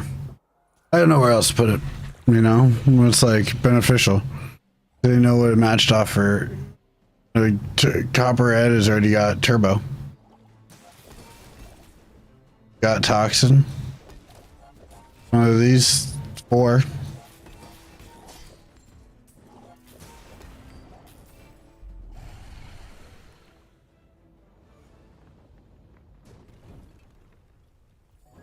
Man, if I can get a shield build that works for me, well, I'll have dually pretty good.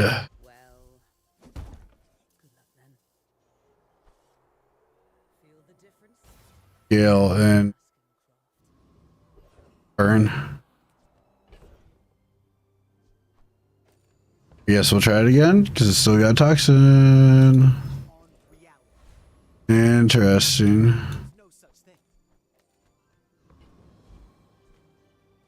Man, that would be nice if I wasn't going to build them.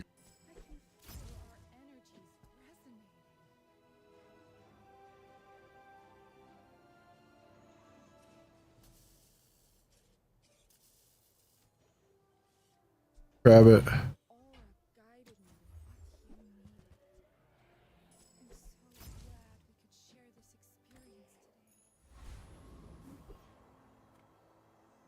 I guess upgrading friends in general is not bad if I got the extra money because it scales up all of my burn stuff.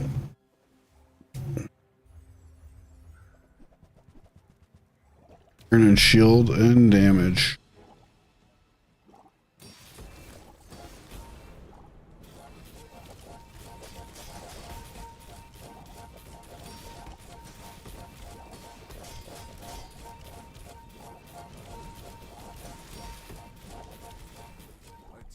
Ooh, I was actually really close to winning. Not gonna lie. 575 way. Okay, so we took like what, 8 wins? Like that. 7 or better is always our goal.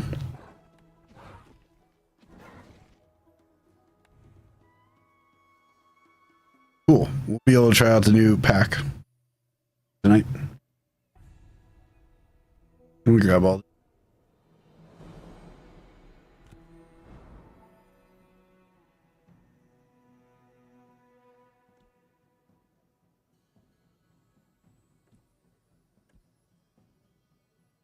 We should be, or, well, maybe not tonight. Okay. I'll see you guys in probably like an hour and a half. Yeah. On Twitch. And then we'll have some more fun. We'll watch some more court stuff. Body cam. I got some fun body cam footage for Twitch.